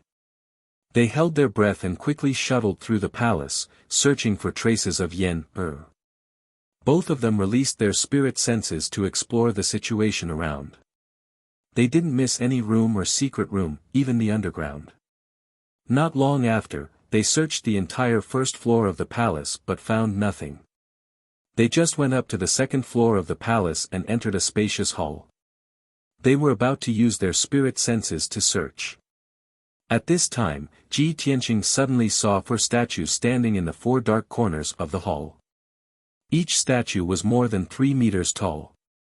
They were dark brown all over and the carvings were lifelike. They didn't look like remnants from the ancient times. In terms of appearance, the 4 statues were all of the demon clan. Half of them were like humans and the other half were like eagles.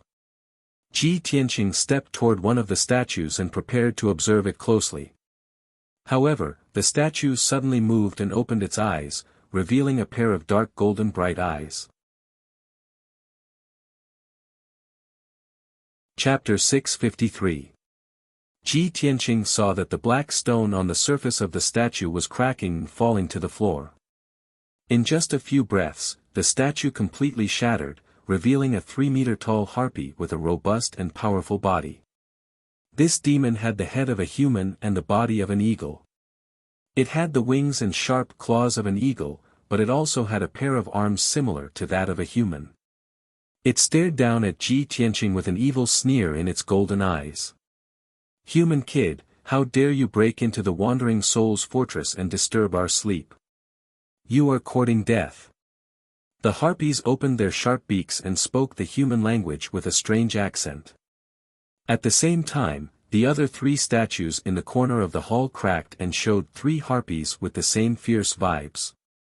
The 4 harpies stared at Ji Tianqing and Yunyao coldly, slowly approaching the center of the hall. Yunyao was holding the cold moon sword, standing side by side with Ji Tianqing, looking around alertly. "Tianqing, this is the golden-eye winged man. It is fast and powerful. It is good at fighting. It is said that this race was wiped out 1,000 years ago. There are only a few golden-eye winged men left.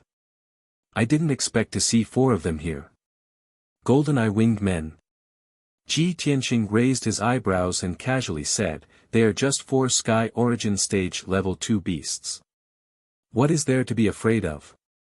He coldly stared at the golden-eye winged man and asked, 2 days ago, did the Hall of Soul Husbandry catch a human boy and keep him here?" The golden-eye winged man showed a mocking look. "Kid, what is the Hall of Soul Husbandry? I have never heard of it. As for the human boy, I have eaten him long ago. He was delicious.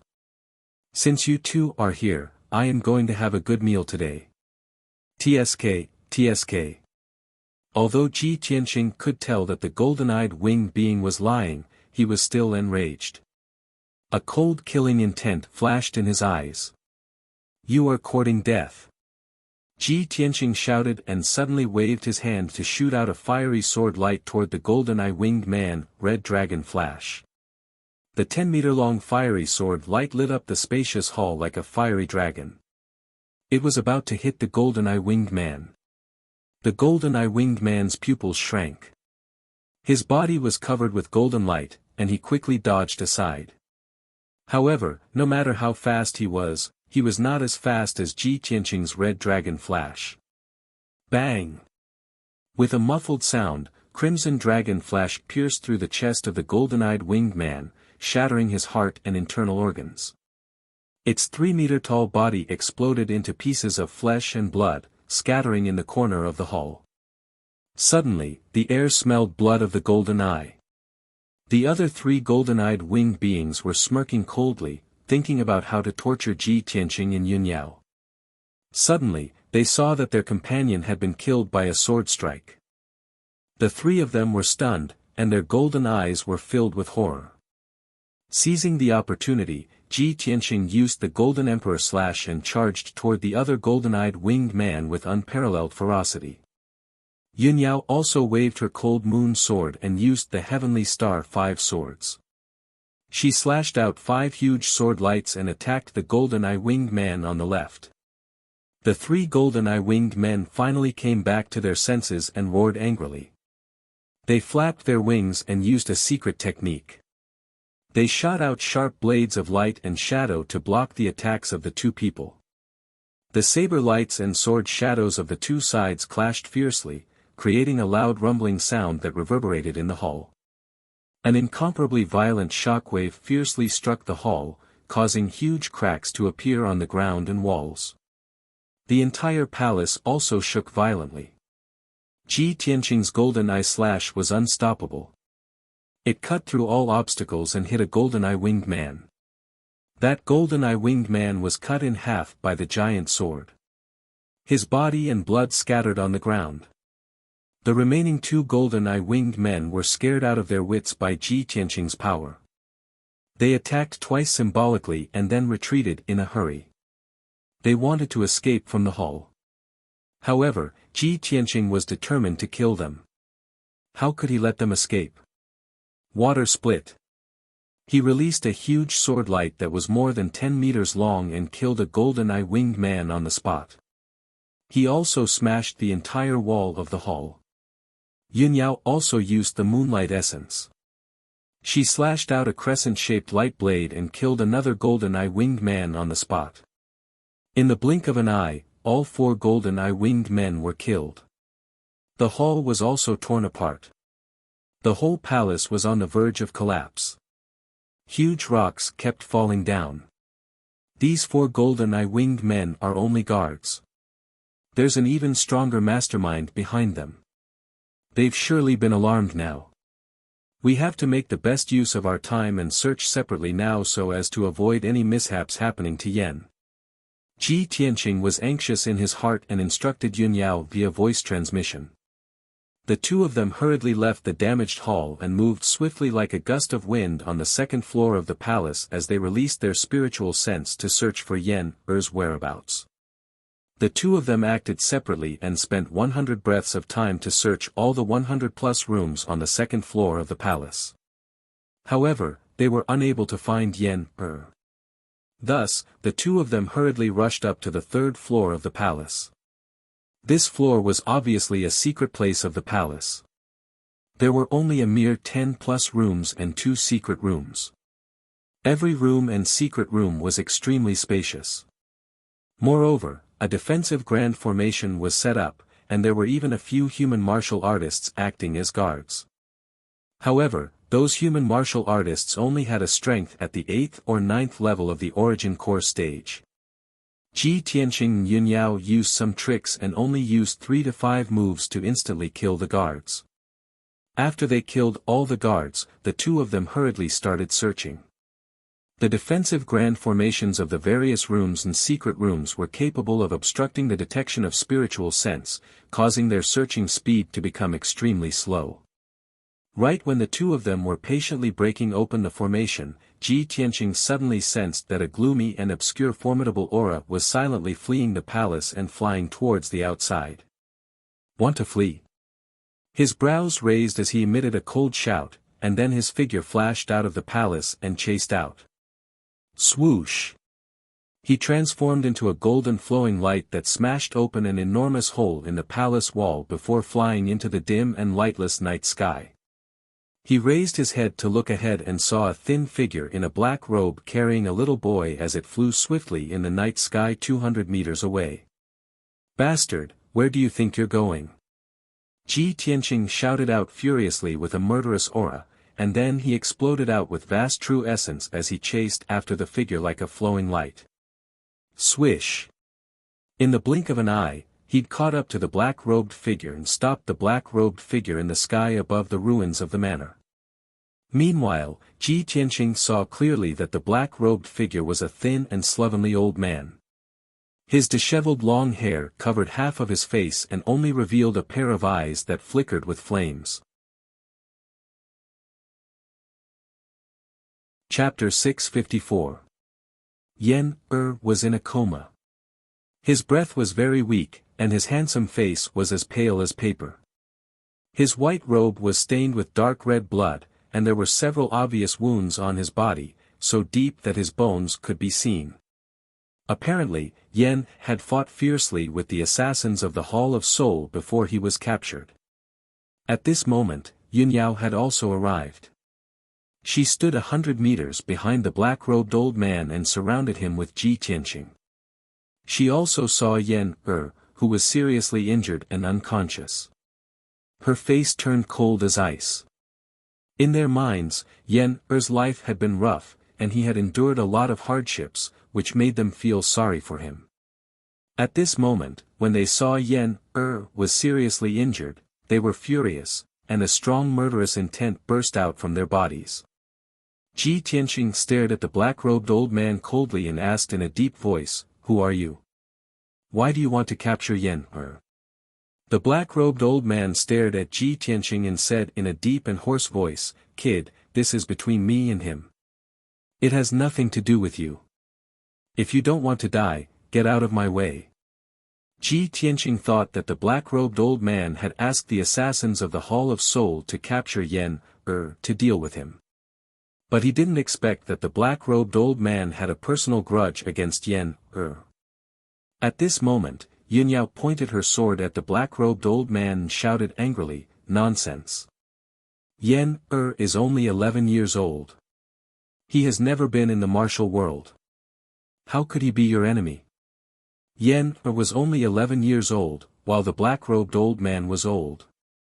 It was impossible for them to have a grudge against each other. The black-robed old man didn't explain much. His eyes flashed with spiritual fire, and he asked in a deep and cold voice, "It seems that you too are determined to be my enemy. If so, I will fulfill your wish and send you both to heaven." Ji Tianqing's murderous intent burst out from his body. He sneered contemptuously, "You are just an old cripple in the 5th level of Sky Origin stage. How dare you be so arrogant? Hand over my junior, or I will make sure you die without a burial place." As he spoke, the true essence in his body accelerated, quickly accumulating strength, and his aura became extremely overbearing and tyrannical. The black-robed old man sneered, grabbed Yen-er and threw him into the distant night sky. The unconscious Yen-er cut through the night sky and fell toward the ruins 1,000 meters away. Shwa! Seeing this, Yunyao rushed over without hesitation, wanting to catch Yen-er before he fell to the ground. At this moment, a gloomy killing intent flashed through the black-robed old man's eyes. He suddenly drew a black curved blade and slashed 3 black blade lights at Yunyao. Die! The pitch-black scimitar gave off an ancient aura. It was obviously not an ordinary item. 3 pitch-black saber lights that were 30 meters long and contained a dense aura of death silently streaked across the night sky and were about to slash Yunyao. Yunyao sensed that something was wrong, but it was too late to dodge. The 3 pitch-black saber lights shrouded her figure and were about to kill her. At this critical moment, Ji Tianqing, who had been ready for a long time, rushed to Yunyao's side in a flash. He stood in front of Yunyao and used the golden rock wings fusion technique, using his golden wings to block the saber light descending from the sky. Bang! Bang! Bang! The huge saber lights slashed the golden wings, producing a deafening muffled sound. The violent shock wave sent Yunyao flying backward and she fell to the ground with Yen-er. Ji Tianqing was unscathed. He roared with a murderous aura and rushed toward the black-robed old man. Golden Slash. In anger, he used his killer move with all his strength. He released a giant golden sword that was 100 meters long and slashed toward the black-robed old man with a force that could split heaven and earth. As soon as the giant golden sword appeared, its dazzling brilliance illuminated the entire manor. The dark brown earth and ruins were also illuminated to the finest detail. The dazzling golden light also clearly reflected the horror in the black-robed old man's eyes. He obviously did not expect that Ji Tianqing, who looked only 18 or 19 years old, could perform such a terrifying sword technique. At this critical moment, the black-robed old man put away his black saber and flipped his palm. A simple and mottled bronze cauldron appeared out of thin air. Cauldron stabilizes heaven and earth. The black-robed old man activated his majestic vital essence and poured it into the cauldron. Suddenly, the bronze cauldron expanded to the size of a house and enveloped him. A vigorous and vast aura burst out from the cauldron, causing Ji Tianqing to feel an ancient and boundless aura. Clang! In the earth-shattering sound, the giant golden sword slashed the bronze cauldron. Suddenly, the bronze cauldron fell from the sky and smashed into the dilapidated manor, creating a deep pit with a radius of 1,000 meters. The giant golden sword also exploded with a bang, bursting out a shock wave like a torrent of golden light, sweeping in all directions. The entire manor was destroyed. The broken walls and brick ruins were blasted into dust by the shock wave. Fortunately, Yin Yao had fled the manor with Yan and hid in the ruins a few miles away, blocking the bombardment of the shock wave. In the deep pit, a huge crack appeared on the surface of the bronze cauldron. Raging red flames were constantly emerging from the crack. Ji Tianqing flew above the deep pit and looked down at the bronze cauldron. He was about to perform his unique skill again. Although this bronze cauldron was an ancient treasure, it was a top Tianyuan level treasure and could be called a magic tool. However, this bronze cauldron was too old and dilapidated, and its power was very weak. Ji Tianqing would be able to break the cauldron if he slashed a few more times. At this moment, the cauldron suddenly shrank thousands of times, and the black-robed old man's figure appeared again. He was safe and sound, but his eyes were a little ferocious and crazy. "You despicable little bastard, you actually destroyed this old man's treasure. I'm going to kill you and use your flesh and blood to feed the spiritual snake." The black-robed old man cursed in a vicious tone. He quickly put away the bronze cauldron and waved his hand to shoot out a red flame. Swoosh! The crimson flame flew into the night sky and immediately expanded countless times in size. Suddenly, a colorful spiritual snake of flame appeared. It flew rapidly in the night sky and rushed toward Ji Tianqing. The spiritual snake of flame was hundreds of meters long. It was like a divine dragon of flame. It was surrounded by monstrous flames and exuded a terrifying heat. The air in all directions was burned clean by the high temperature. The area within a radius of 1,000 meters became a vacuum. The broken walls and brick ruins on the ground were burned red and turned into dark red magma. As the spiritual snake of flame flew, the dark red magma on the ground also flew into the sky. It condensed into pillars of magma and blasted toward Ji Tianqing. Ji Tianqing sensed the terrifying power of the spiritual snake of flame. He frowned and his eyes became serious. Is this a treasure or a demonic beast? There are 9 different colors of flames. This huge dragon-like spiritual snake of flame was neither a magic weapon nor a demonic beast. It was a flame with intelligence. Chapter 655. The 9-flame spiritual snake pierced through the night sky at lightning speed and pounced on Ji Tianqing. Ji Tianqing made a prompt decision to use his ultimate skill. He released black water that blotted out the sky and blasted it toward the 9-flame spiritual snake. Black water rope. The majestic power of the black water condensed into a black water column that was 100 meters long. It was like a dark and cold divine dragon. Water could counter fire. The black water was the essence of the water element and was more powerful. Boom! In the deafening sound, the black water rope and the 9-flame spiritual snake collided and created a shockwave that swept across the sky. The sky was filled with black water and flames of various colors, splashing in all directions. Water and fire were incompatible. The two forces cancelled each other out and quickly collapsed. In just 2 breaths, the black water rope collapsed and disappeared completely. The huge 9-flame spiritual snake had also shrunk a few times. It was only a dozen meters long. Even the 9 colored flames that were flickering all over its body had dimmed significantly. However, before Ji Tianqing could heave a sigh of relief, more than 10 dark red magma columns blasted toward him with violent power. Swoosh swoosh swoosh. Each pillar of magma was as large as a dragon, containing the power to destroy heaven and earth. Ji Tianqing was surrounded by lava pillars from all directions. There was nowhere for him to hide, and there was no way for him to escape. At this critical moment, he folded his golden wings without hesitation. Golden Rock Wings Fusion. A pair of large golden wings wrapped around him, protecting his body tightly. Boom boom boom. A total of 16 magma columns blasted the golden wings and instantly drowned Ji Tianqing's figure. At that moment, flames rose in the sky and magma splashed. It was as if a bright red sun had lit up the sky and lit up the surrounding 10 miles. The black-robed elder widened his eyes and stared at the flames and magma in the sky. His eyes were filled with anticipation. In his opinion, Ji Tianqing would definitely be injured on the spot after being blasted by the magma columns. However, the black-robed elder immediately saw Ji Tianqing's figure when the magma rain fell from the sky. Ji Tianqing was standing in the sky, unscathed.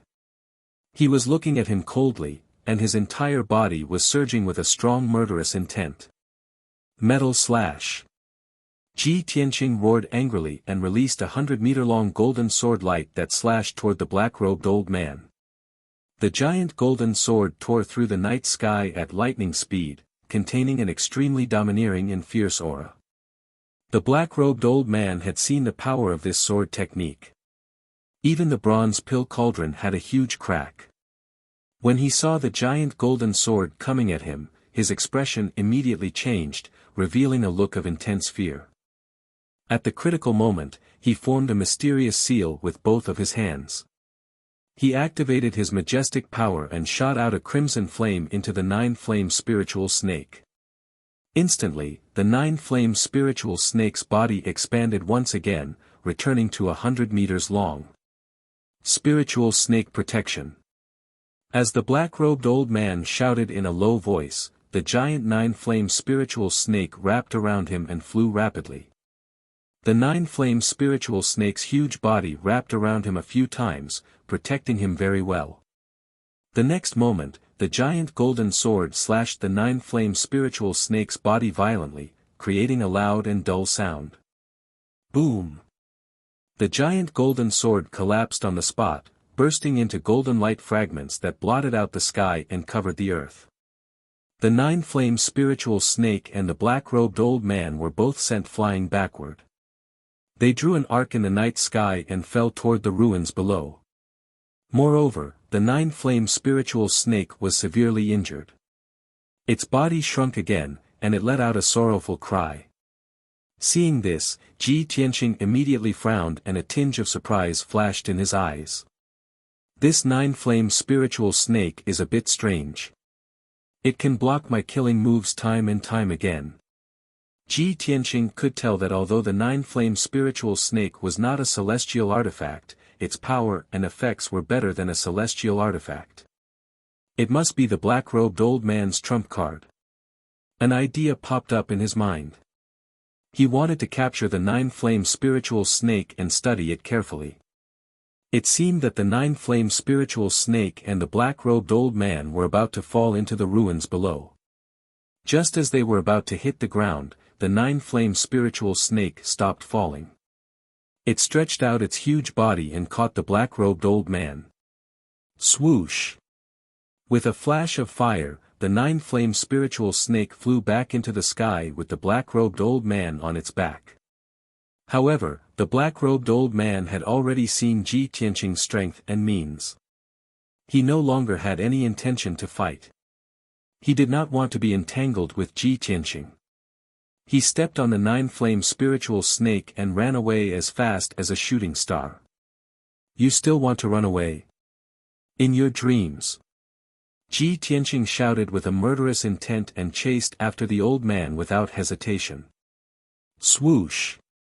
He turned into a golden shooting star and pierced through the night sky like a sharp sword, making a sharp air-rending sound.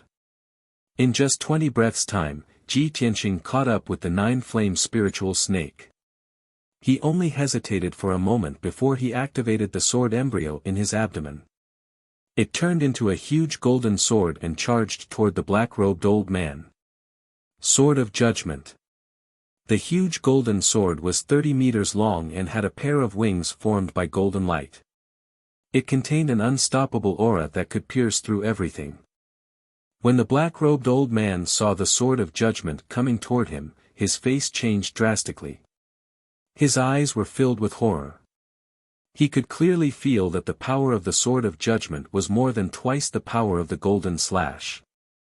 If he used the nine-flame spiritual snake to block it, the spiritual snake would most likely be smashed into pieces.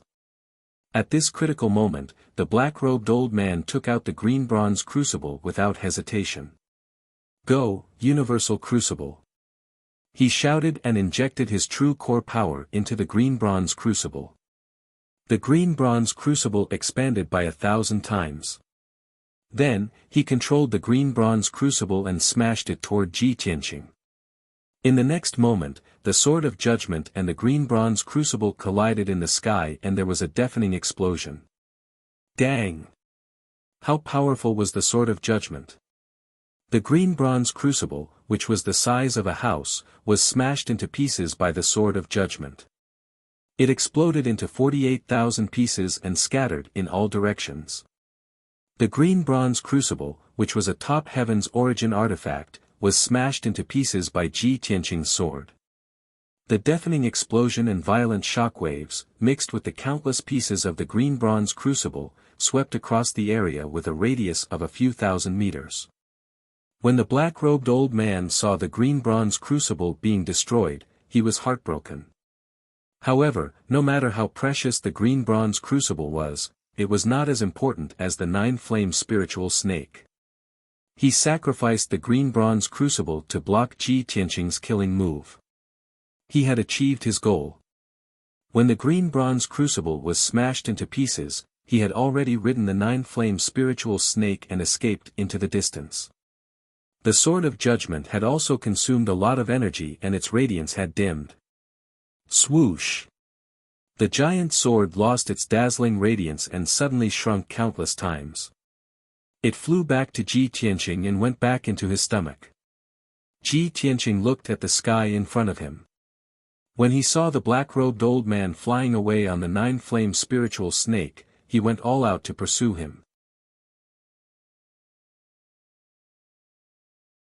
Chapter 656. Ji Tianqing and the black-robed old man, two people, flew across the night sky one after the other. Their speed was as fast as lightning. The movement of the two people fighting was too big. Not only did it destroy the entire manor, but it also emitted a deafening loud noise and lit up a monstrous fire. With the manor as the center, the martial artists within a radius of 10 miles were all alarmed. From the many ruins and houses around, at least several dozen figures flew out. Most of them were Origin Core Realm and Heavenly Origin Realm powerhouses. Numerous invisible spiritual senses spread out, quietly probing the situation on the battlefield. There were also many powerhouses secretly staring at Ji Tianqing and the black-robed old man in the sky. In the underground dark city, order was chaotic, full of blood and slaughter. There would be martial artists fighting every day. A battle could break out anytime and anywhere. Everyone had long been used to it. Therefore, those alarmed powerhouses just hid in the dark to observe. No one showed up to intervene in this matter. Furthermore, everyone could detect that Ji Tianqing and the black-robed old man were both heavenly origin powerhouses with extraordinary strength. Ordinary people did not have the qualifications to intervene in the two of them at all. Ji Tianqing chased after the black-robed old man and soon left the manor ruins, flying towards the depths of the underground dark city. Yun Yao brought the seriously injured and unconscious Yener and hurriedly followed up. However, her speed was much slower. She only chased out for a short distance and already lost him. In desperation, she could only stop chasing and brought Yen to the exit of the underground dark city, preparing to leave the dark city. Ji Tianqing chased after the black-robed old man and entered the depths of the dark city not long after. The surrounding houses and buildings became denser and denser. Most of the buildings were well preserved. There were also many rebuilt houses and palaces. Under the dim curtain of night, many houses and buildings were lit up with lights. There were also many chaotic martial artist auras, as well as noisy noises. At this time, the black-robed old man descended from the sky and drilled into an old house and street. Ji Tianqing chased after without thinking, using spiritual senses to search for traces of the black-robed old man. However, the black-robed old man was very familiar with the environment and terrain of the underground dark city. He entered the old streets and alleys, scurrying around like a rat in a tunnel. His whereabouts also became erratic, making it hard for people to catch him. Ji Tianqing tried his best to follow closely, but after passing through 3 streets, he could no longer find any trace of the black-robed old man. He released his invisible spiritual sense to cover an area with a radius of 500 meters. He carefully searched for the black-robed old man's aura, not even letting go of the corners and the underground. However, after searching half the street, he couldn't find any clues and completely lost them. This result made his face gloomy, and he murmured angrily, "Damn old thing, relying on his familiarity with the underground city, he actually got rid of me." No way, after all, he entered the underground dark city for the first time, and his eyes were completely black. The black-robed old man had obviously lived in the dark city for many years and knew every street and corner like the back of his hand. Ji Tianqing stood outside a palace at the end of the street. His brows were tightly furrowed as killing intent flashed in his eyes. "The next time I meet him, I absolutely won't let him escape," he muttered with a heart full of resentment, and was about to turn around and leave. But right at this moment, 4 figures abruptly rushed out from the black palace behind him, arriving at his side swiftly like lightning. Swish! Swish! Swish! Swish! 4 human martial artists wearing black armor drew their swords and sabers one after another, surrounding him. Ji Tianqing frowned, and his gaze coldly glanced at the 4 martial artists. He saw that these 4 human martial artists all had strength around the 8th level of the origin core stage. They wore standard armor and seemed to be the guards of the palace. One of the martial artists with a tall and sturdy figure stared at him with a ghastly gaze and shouted in a deep voice, "Who are you, to actually dare use your spiritual sense to spy on our dark shadow palace?" Hearing this person's words, Ji Tianqing's brows instantly raised, and a strange light flashed in his eyes. Dark Shadow Palace? This is the Dark Shadow Palace. Earlier, he chased the black-robed old man here and completely lost his aura and clues. He had indeed used his spiritual sense to investigate the situation within the palace, searching for the black-robed old man's whereabouts. However, he was unable to find traces of the black-robed old man, and only detected that there were over 100 martial artists living within the palace. Those martial artists were mostly Origin Core stage experts, and there were even a few Sky Origin stage experts holding down the fort. Ji Tianqing didn't know where this palace was, and was just about to turn around and leave. Unexpectedly, the 4 guards rushed out and surrounded him, allowing him to know that this palace was the Dark Shadow Palace. Ji Tianqing was rather surprised, and his face revealed a playful sneer. No wonder that old cripple's aura vanished when he fled here. Looks like he's most likely hiding within the Dark Shadow Palace. The 4 armored guards didn't notice Ji Tianqing's abnormality. The person in the lead still had an icy cold gaze, and he furiously shouted with a murderous aura, "Speak quickly. What exactly do you want to do by spying on the secrets of the Dark Shadow Palace with ill intentions?"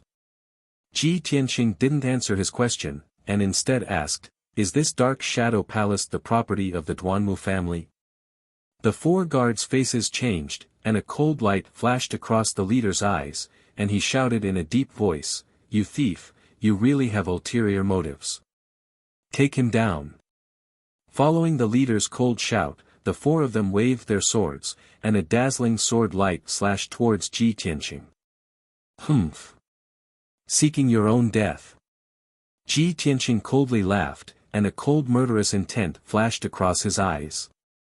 He turned a blind eye to the sword light slashing towards him from all directions, and as fast as a flash of light, he waved his hands and shot out four golden sword lights. Swoosh swoosh swoosh swoosh. The sharp sword light flashed wildly, and in an instant, it slashed across the necks of the four guards, causing blood to splatter everywhere. The bodies of the four guards instantly froze, and they stopped waving their swords. Their hands clutched their throats, and their eyes widened in horror. Their attacks were easily dodged by Ji Tianqing. Their attacks landed on the ancient black stone ground and produced muffled sounds of bang bang bang bang bang.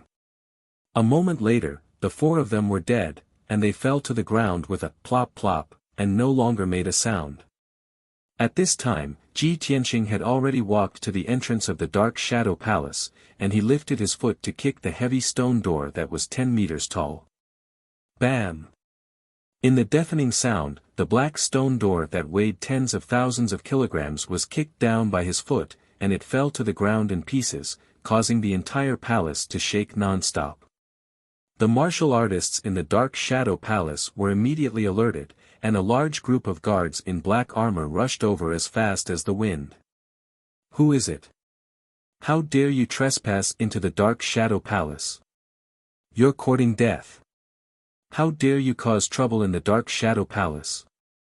You must be tired of living. Cut the crap, kill him. Attack together. The first dozen guards to reach the entrance roared with murderous intent, and immediately waved their swords and sabers at Ji Tianqing, launching a siege.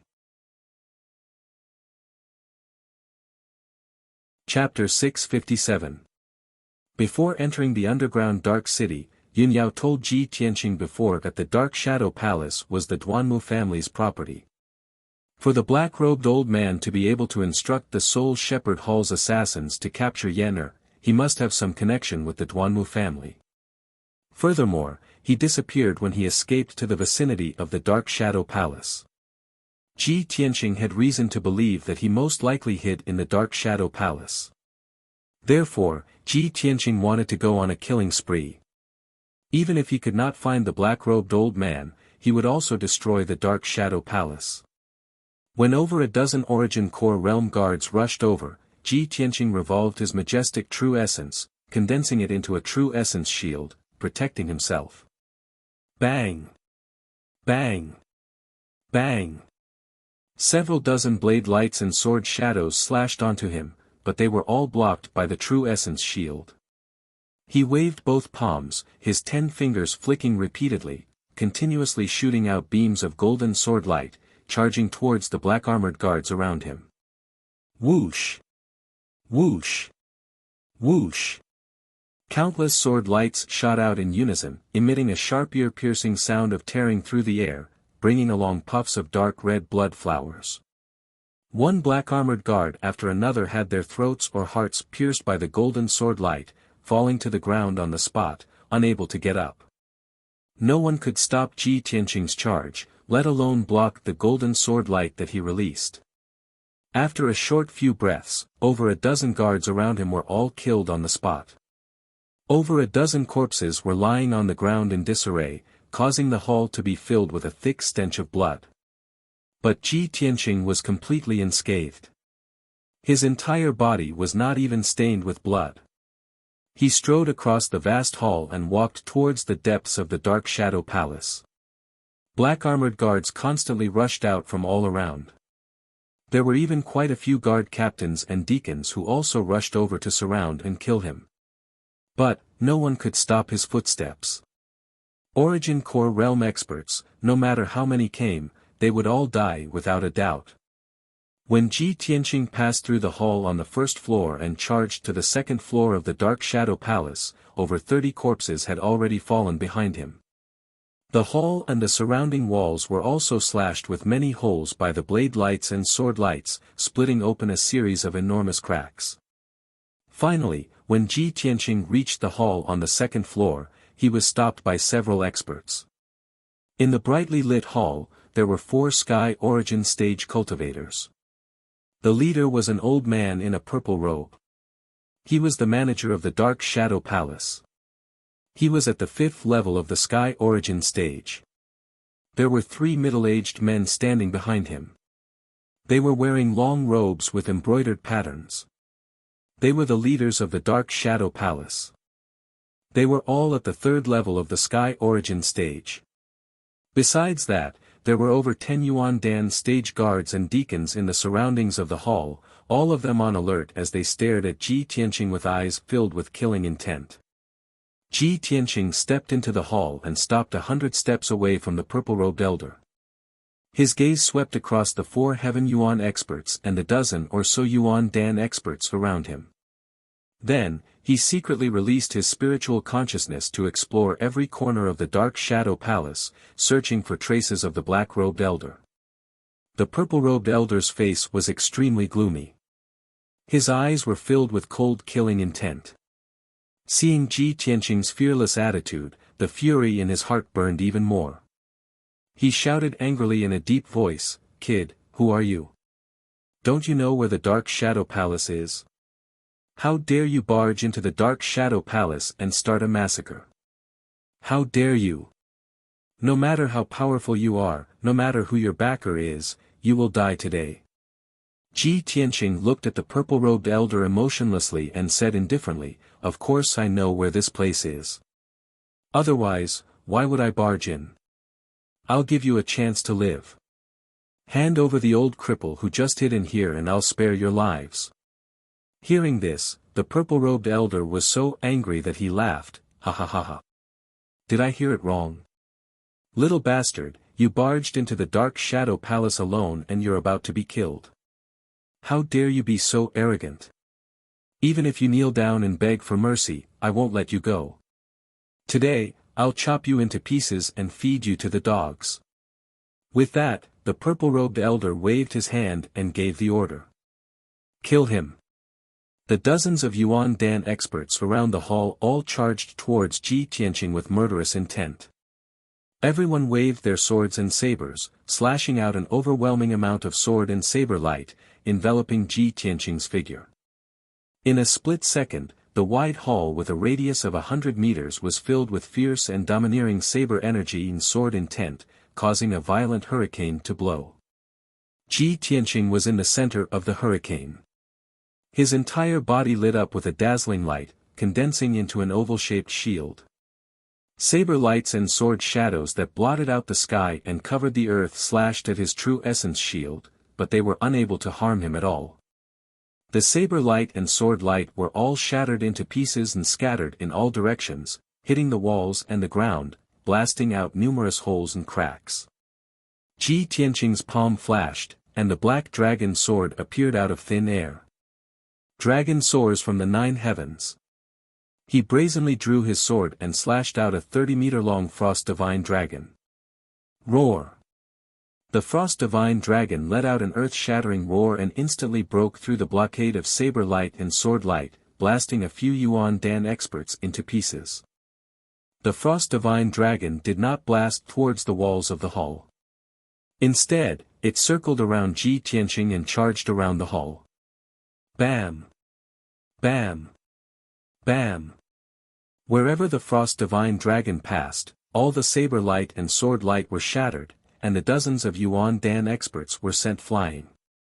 Everyone was sent flying, crashing heavily into the walls of the hall, making a series of dull thuds. When they landed on the ground, all of them were bleeding from all 7 orifices, their bodies twisted and fell to the ground. 12 experts were killed on the spot, turning into bloody corpses and no longer making a sound. The few lucky survivors were still breathing, but they were also severely injured. Their bodies twitched as they screamed in pain.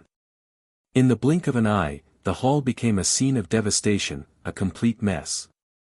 The ground and walls were filled with cracks, and huge rocks kept falling from the roof, smashing into the hall. Smoke and dust filled the hall, and it was filled with the thick smell of blood. The only people who were still standing were Ji Tianqing, the purple-robed elder, and the three leaders. The five of them were all sky origin experts. When the four powerhouses saw Ji Tianqing kill more than a dozen powerhouses with a single move, their eyes widened in shock. The purple-robed elder was both furious and shocked. His hands and his sleeves were trembling. All these years, he had been in charge of the Dark Shadow Palace. With the Duanmu family as his backing, no one dared to provoke him, and no one dared to cause trouble in the Dark Shadow Palace. He had been a tyrant for many years, enjoying all the glory and wealth. It had been many years since he had personally fought a battle. He did not expect to meet such a ruthless person like Ji Tianqing today. Not only did Ji Tianqing start a massacre in the Dark Shadow Palace, he was also so powerful. The purple-robed elder took a deep breath and calmed down, temporarily suppressing his anger. He frowned and said in a low voice, "Kid, who are you? How dare you go against the Duanmu family?" Chapter 658. Obviously, the purple-robed elder was afraid of Ji Tianqing's terrifying strength and had no choice but to calm down. He knew that he could not stop Ji Tianqing. If they fought, the Dark Shadow Palace would be implicated. Therefore, he hurriedly used the Duanmu family as his backing, hoping to intimidate Ji Tianqing and temporarily stabilize him. As long as he could stall for time, the surviving guards and attendants of the Dark Shadow Palace would send the news to Central State City and report it to the Duanmu family. In at most 4 to 6 hours, Central State City would send experts as reinforcements. At that time, Ji Tianqing would not be able to escape even if he had wings and would definitely die. However, the purple-robed elder's plan was completely useless against Ji Tianqing.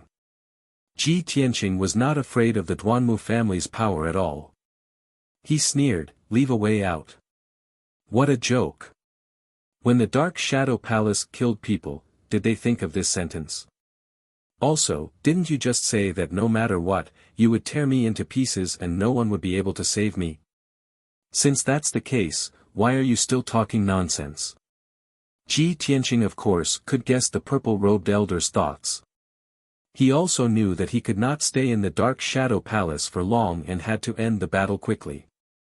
If he dragged on for too long, at most 4 to 6 hours, the Duanmu family's experts would arrive as reinforcements. Therefore, he had to destroy the Dark Shadow Palace as fast as lightning. Die! Ji Tianqing coldly shouted and brazenly waved his sword, sending out 4 dazzling sword radiances, fiercely chopping towards the purple-robed elder and the 3 elders. The 4 of them did not expect him to be so arrogant, not caring about the Duanmu family's prestige and ruthlessly attacking. When the 10-meter-long golden sword slashed over, the 4 of them revealed looks of grief and indignation.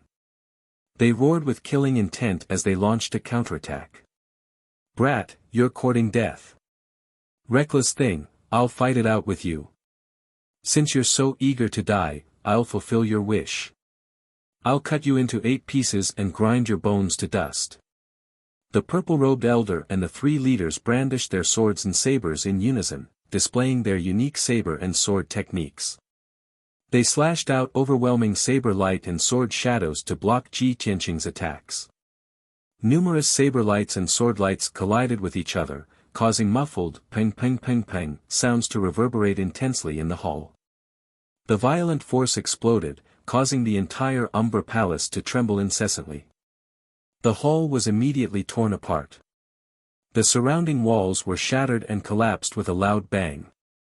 The roof also collapsed, turning into countless pieces of rubble and dust, falling down with a rumbling sound. In just a few breaths of time, more than half of the Shadow Palace had collapsed. Even with the protection of the formation, it was useless. Although the purple-robed elder and the 3 leaders managed to block the attack of the giant golden sword, they were still sent flying. Swish! Swish! The 4 of them passed through the smoke and dust and flew into the night sky outside the Shadow Palace. At the same time, Ji Tianqing also rushed out. He flew to the top of the Shadow Palace and performed an ultimate sword technique. shatter the mountains and rivers. He shouted coldly. His figure flashed in the night sky like a flash of light, constantly waving his palms to release huge golden sword light. Swish! Swish! Swish! In the blink of an eye, the night sky within a radius of 1,000 meters was covered by thousands of giant golden swords. The golden light was blinding and chaotic. Thousands of sword light covered the entire Shadow Palace, like a huge sword formation. In the next moment, Ji Tianqing detonated all the giant golden swords at the same time. Thousands of sword light exploded at the same time, erupting with destructive power. Boom! In the deafening explosion, the area within a radius of 1,000 meters was drowned in golden flames, like a huge golden sun. The night sky of this region, the towering Shadow Palace, and the surrounding houses and buildings were instantly shattered into pieces, turning into dust that filled the sky. There were still dozens of cultivators in the dark Shadow Palace who did not manage to escape. There were also countless spirit stones, pills, and rare treasures that had been destroyed by this explosion, turning into ashes. Even the purple-robed elder and the 3 leaders who were further away were severely injured by the violent shockwave and vomited blood. They hurriedly retreated 1,000 meters away. The terrifying explosive power could really shatter mountains and rivers and destroy everything. After a while, when the dazzling golden light dissipated and the explosion in the night sky stopped, the world finally calmed down. The towering Shadow Palace disappeared, leaving behind a huge crater with a radius of a few hundred meters. Around the crater, there were many gullies and piles of gravel. The purple-robed elder and the 3 leaders flew back into the night sky. When they saw this shocking scene, they were stunned, crying as if they had lost their parents. It's over. The Shadow Palace is completely destroyed. The main family gave us control of the Shadow Palace. Now that the Shadow Palace is in ruins, we can't escape the blame. The main family will definitely kill us. If the main family wants to kill us, we will die even if we run to the ends of the earth. Since we are going to die either way, let's fight it out with that kid. Yes. If we can kill him, we might be able to atone for our crimes. The 4 of them exchanged a few words and immediately made up their minds to kill Ji Tianqing even if they had to die. However, just as they held their weapons and looked around for Ji Tianqing appeared behind them like a ghost in the night sky. Burning sky palm. Ji Tianqing roared in his heart. He raised his magma-like left arm and fiercely slapped out a gigantic flaming palm that blotted out the sky. When the huge flaming palm appeared, it was like a scorching sun in the sky, illuminating the night sky within a radius of 10 miles. The terrifyingly high temperature caused the air to burn. The purple-robed old man and the 3 leaders were immediately alerted. Their faces were filled with horror as they fled. Unfortunately, it was too late for them to escape when they sensed that something was wrong. Boom! The huge flaming palm hit them in an instant, enveloping them and blasting them into the deep pit and ruins below. Amidst the earth-shattering noise, the deep pit on the ground doubled in size and was more than 1,000 meters wide. Dust flew everywhere and covered the sky. The ground within a radius of dozens of miles trembled and cracked open as if there was a super earthquake. Many old and dilapidated houses collapsed from the tremors, causing countless martial artists to flee in panic as they screamed in horror. Countless martial artists were alarmed as they looked at the huge fire in the night sky in horror. No one knew what was going on and could only speculate in their hearts. After a long while, the flames that covered the sky and earth gradually dissipated. The purple-robed elder and the 3 leaders were all killed by the burning sky palm. The area where the Umbra Palace was located had been completely turned into scorched ruins, leaving only an abyss-like crater. The dust was still floating in the night sky, and the ground was still burning with dark red magma flowing. Ji Tianqing had already left quietly, his figure disappearing into the night sky. The outcome was just as he expected. The black-robed elder had already escaped without a trace. You're tuning into the Han Li's Wuxia Chronicles YouTube channel. We're so grateful for your support, and don't forget to subscribe to join us on this incredible journey through captivating stories. Your generosity through donations truly makes a world of difference, as it's the primary source of revenue that allows me to expand and enhance this channel for you. Thank you from the bottom of my heart for being a part of this adventure.